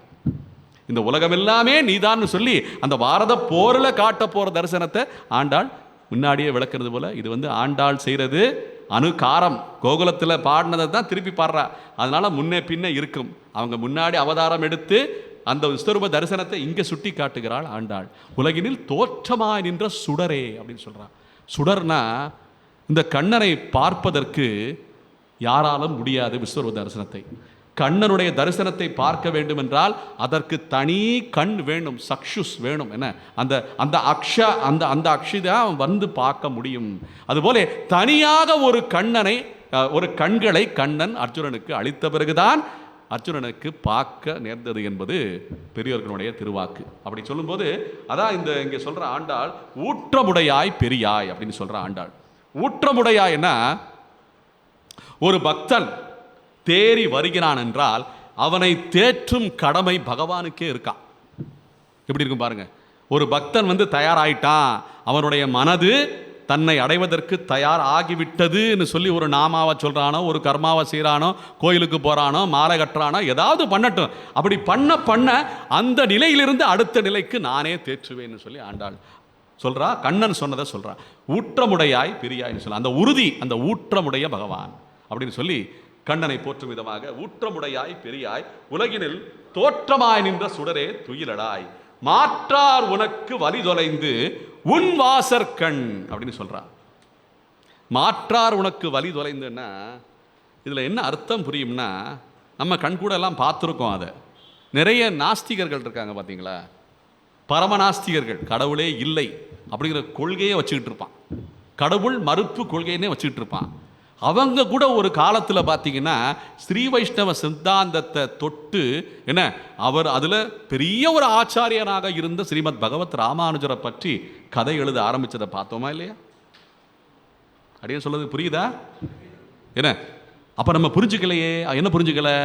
அதற்கு முன்னாடியே அவர் படிச்சிருந்தா என்ன, அதுக்கு முன்னாடியே அடியன் அவர் போகிற காலத்தில் எழுதியிருக்காரு. அவர் சின்ன வயசுலேயே படிச்சிருந்தா இந்த பராசக்தியே வந்திருக்காதுல்ல.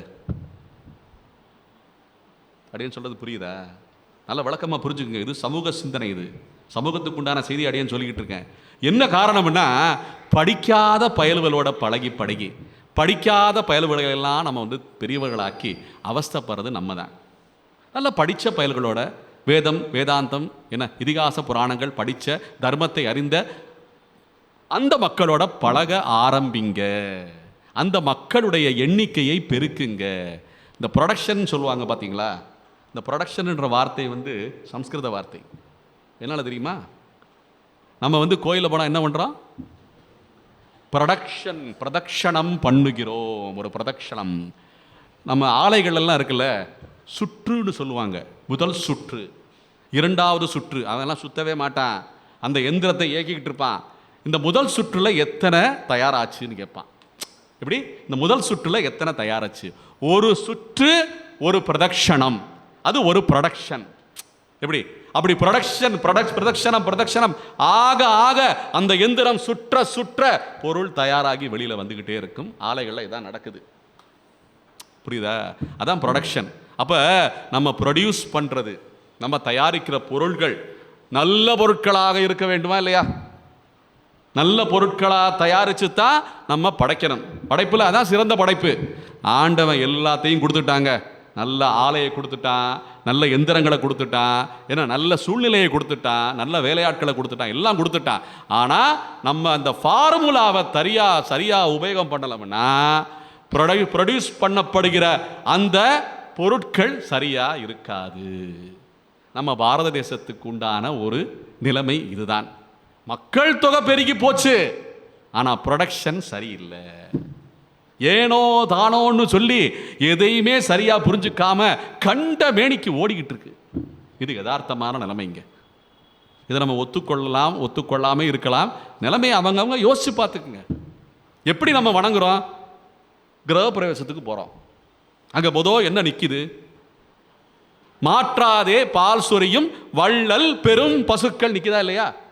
அதுக்கு அடுத்த தெருவிலேயே அதை வெட்டி சாப்பிட்றாங்க.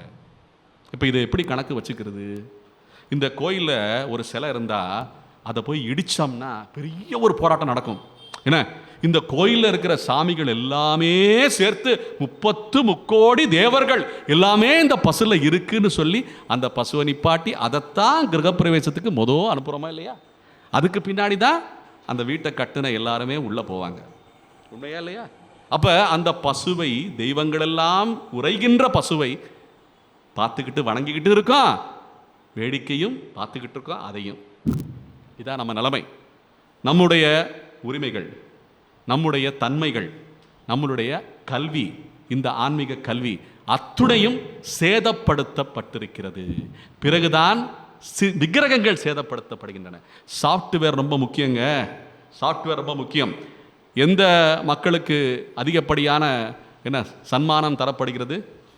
இன்னைக்கு யாரை பார்த்தாலும் சாஃப்ட்வேர் கம்பெனியில் வேலை பார்க்குற மாப்பிள்ளை தான் வேணும். அதுதான் அந்த சாஃப்ட்வேர் தான் இந்த பாசரங்கள். இந்த பாசரங்கள் எது? சாஃப்ட்வேர்.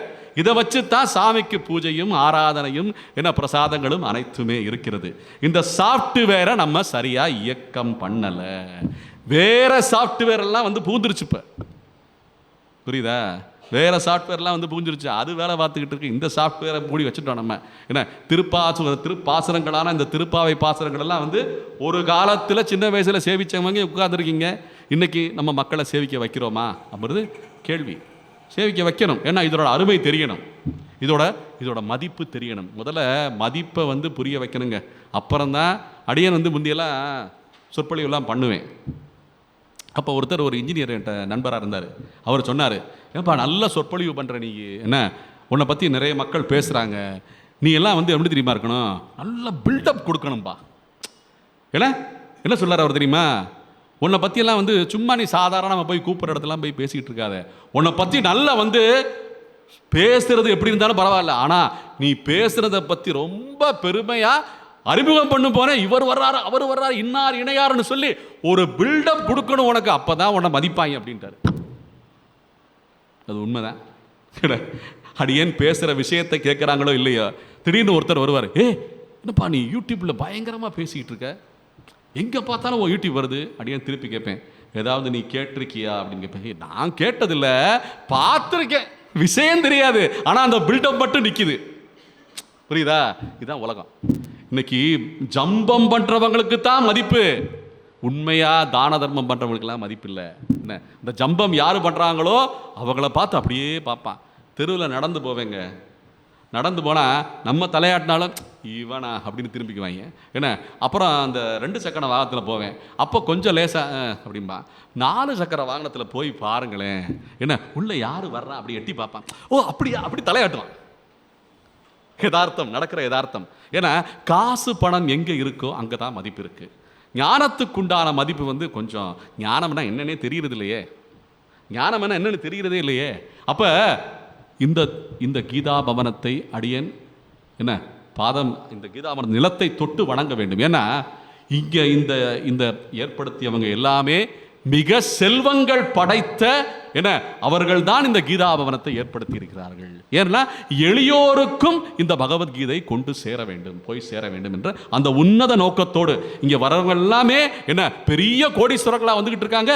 எல்லாரும் வந்து இந்த கீதையை சிரவணித்து அதனுடைய அர்த்த விசேஷங்களை தெரிந்து கொண்டு மோட்சத்துக்குண்டான அந்த கதியை அடைந்து கொண்டிருக்கிறார்கள். அப்ப தர்ம அர்த்த காம மோட்ச என்ற இந்த 4 புருஷார்த்தங்களிலேயே மிக உயர்ந்த புருஷார்த்தமான மோட்சத்தை மறந்துவிடக்கூடாது என்பது போலே அப்பேற்பட்ட மகா தத்துவங்களை எல்லாமே நம்முடைய முன்னோர்கள் நமக்கு கோடிட்டு வழிகாட்டியாக இருந்துவிட்டு சென்ற அந்த வழிகாட்டுதலின்படி ஆண்டாள் இந்த பாசுரத்தை உலகினில் தோற்றமாய் நின்ற சுடரே துயிலடாய் மாற்றார் உனக்கு வழி தொலைந்து உன் வாசற்கண் அப்படின்னு சொல்வது போலே, மாற்றாரன்னா எது எது நமக்கு ஆகாத போகாத விஷயங்களா இந்த உலகத்தில் இருக்கோ, அதற்குண்டான காரணிகளாக இருக்காங்களோ அவங்க எல்லாம் உன் வாசற்கண்ணில் வந்து விழுந்து வணங்க வேண்டும்னு சொல்லி போற்றுறா ஆண்டாள்.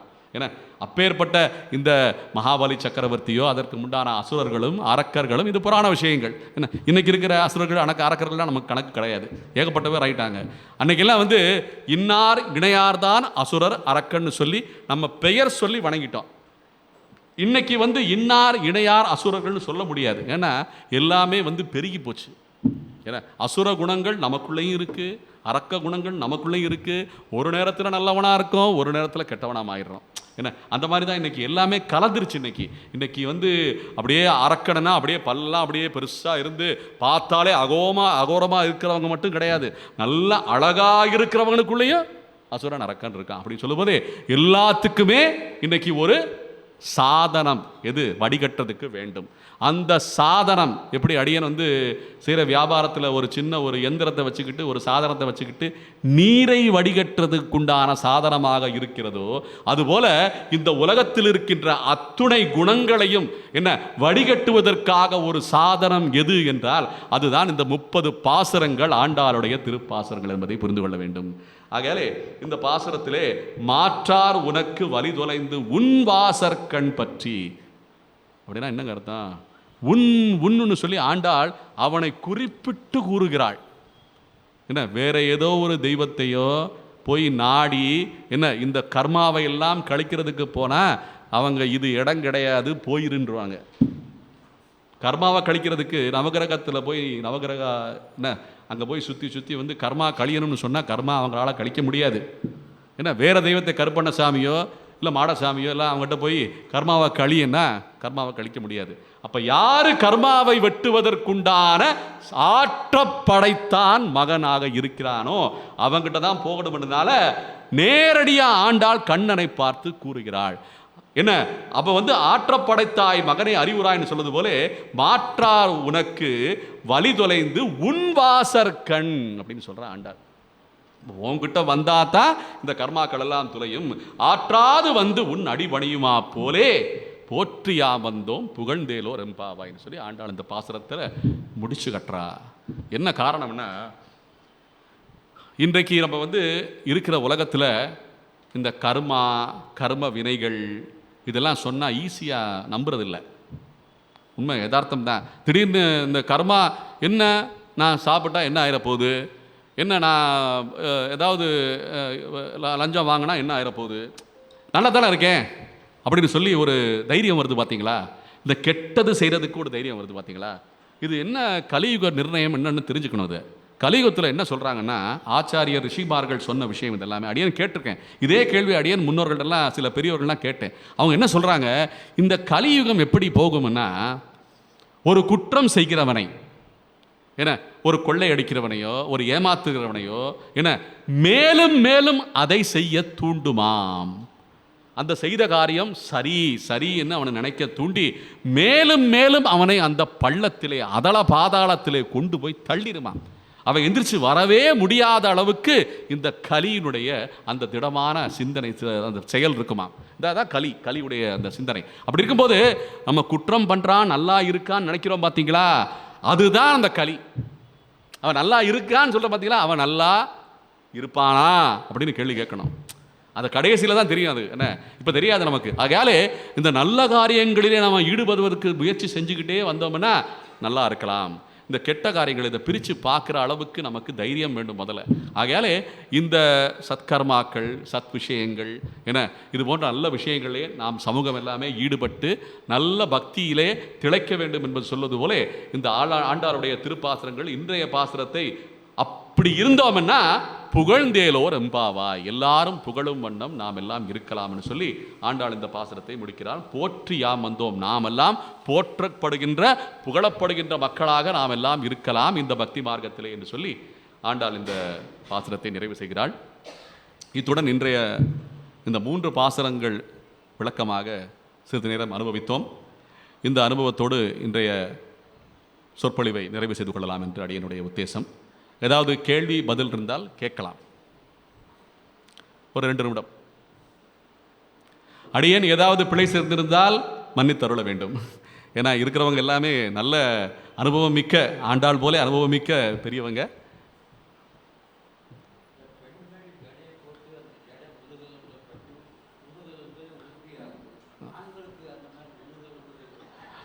அதாவது சில விஷயங்கள் பெண்களுக்கே ஏற்ற விஷயம், ஆண்களுக்கு எல்லாமே திடமாக தான் இருக்கும். நிறைய பேர் சொல்லுவாங்க ஆணுக்கு பெண் நிகர். என்ன இந்த வார்த்தையை அடிக்கடி நம்ம கேட்டுக்கிட்டு இருக்கோம்ல. என்னையா அடியேன்னு ஒரு இடத்துல போயிருந்தேன், ஒரு பெண்ணு பேசுகிறா. என்ன கேட்குறா தெரியுமா? என்ன உங்களுக்கு மட்டும் மாப்பிள்ளைங்கிற பேர், நீங்கள் மட்டும் எங்கள் வீட்டுக்கு வந்தால் காலு மேலே காலை போட்டு உட்கார வைக்கிறாங்க, உங்களுக்கு காப்பி தண்ணி குடிக்கிறாங்க, ஒரு இருக்கை கொடுக்குறாங்க, நாங்கள்லாம் உங்கள் வீட்டுக்கு வந்தால் நிற்க வச்சு எங்களுக்கு வேலை வாங்குறீங்களே அப்படின்னு கேட்டா. உண்மை அதானா? இன்னைக்கு நடக்கிற விஷயமே வேற. என்ன அவங்க வீட்டுக்கு வந்துட்டா நாம தான் இப்படி நிற்க வேண்டியிருக்கு, அவங்க தான் எல்லாமே உட்காந்து வேலை வாங்கிட்டு இருக்காங்க. இப்போ அந்த அளவுக்கு நிறைய விஷயங்கள் இருக்கு. உண்மையிலே ஒரு நல்ல விஷயம் என்னன்னா, இந்த ஆணுக்கு பெண் நிகருங்கிற வார்த்தைக்கு நான் அடியேன் வர்றேன். இப்போ இந்த ஆணுக்கு பெண் நிகர்னு சொல்கிறோம்ல, எனக்கு எல்லா பெண்களும் நம்மளை விட கொஞ்சம் ஜாஸ்தி உயரம் ஆகட்டுமே ஆசை எனக்கு. அப்படி வளர மாட்டேங்கிறாங்களே, ஏன் அவங்க குள்ளமாகவே இருக்காங்க? மொத்த இனத்தை, ஆண்கள் இனத்தை ஒரு பக்கம் நிப்பாட்டிட்டு மொத்த பெண்கள் இனத்தை ஒரு பக்கம் நிப்பாட்டுங்க, யாரும் உயரமாக இருக்காங்கன்னு பாருங்க. ஆண்கள் தான் உயரமாக இருப்பாங்க.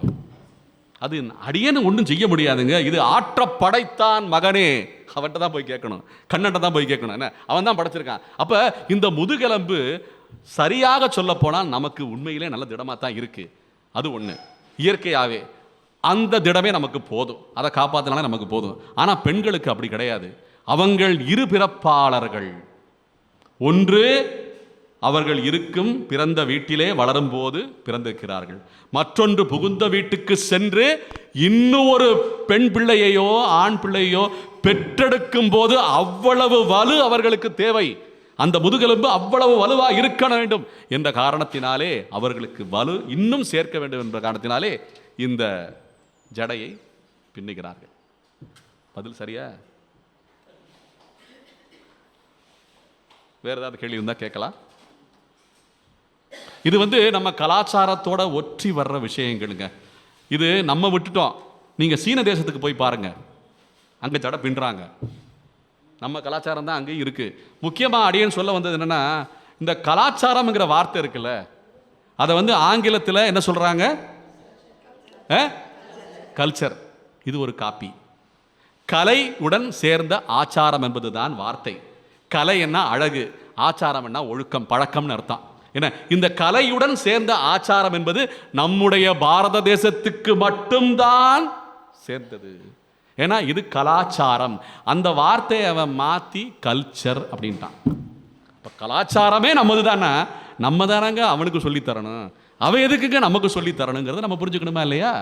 அதனால தான் அடியேன்னு சொல்கிறேன், கலாச்சாரம்ங்கிற வார்த்தை, கல்ச்சருங்கிற வார்த்தையே நம்மது தான்டா, நாம தான் உனக்கு சொல்லித்தரணும். என்ன பண்ணணும், செய்யாதன செய்யோம், எல்லாம் செய்ய வேண்டியதை செய்வோம். என்ன அதெல்லாம் செய்யும் கிரீசைகள் என்ன எல்லாமே ஆண்டாள் பேசுனதை அடியேன்னு இப்போ சொல்கிறேன். அதுதான் நம்ம செய்ய வேண்டியது. நமக்கு தெரியணும், நம்ம தாங்க உபதேசம் பண்ணணும்.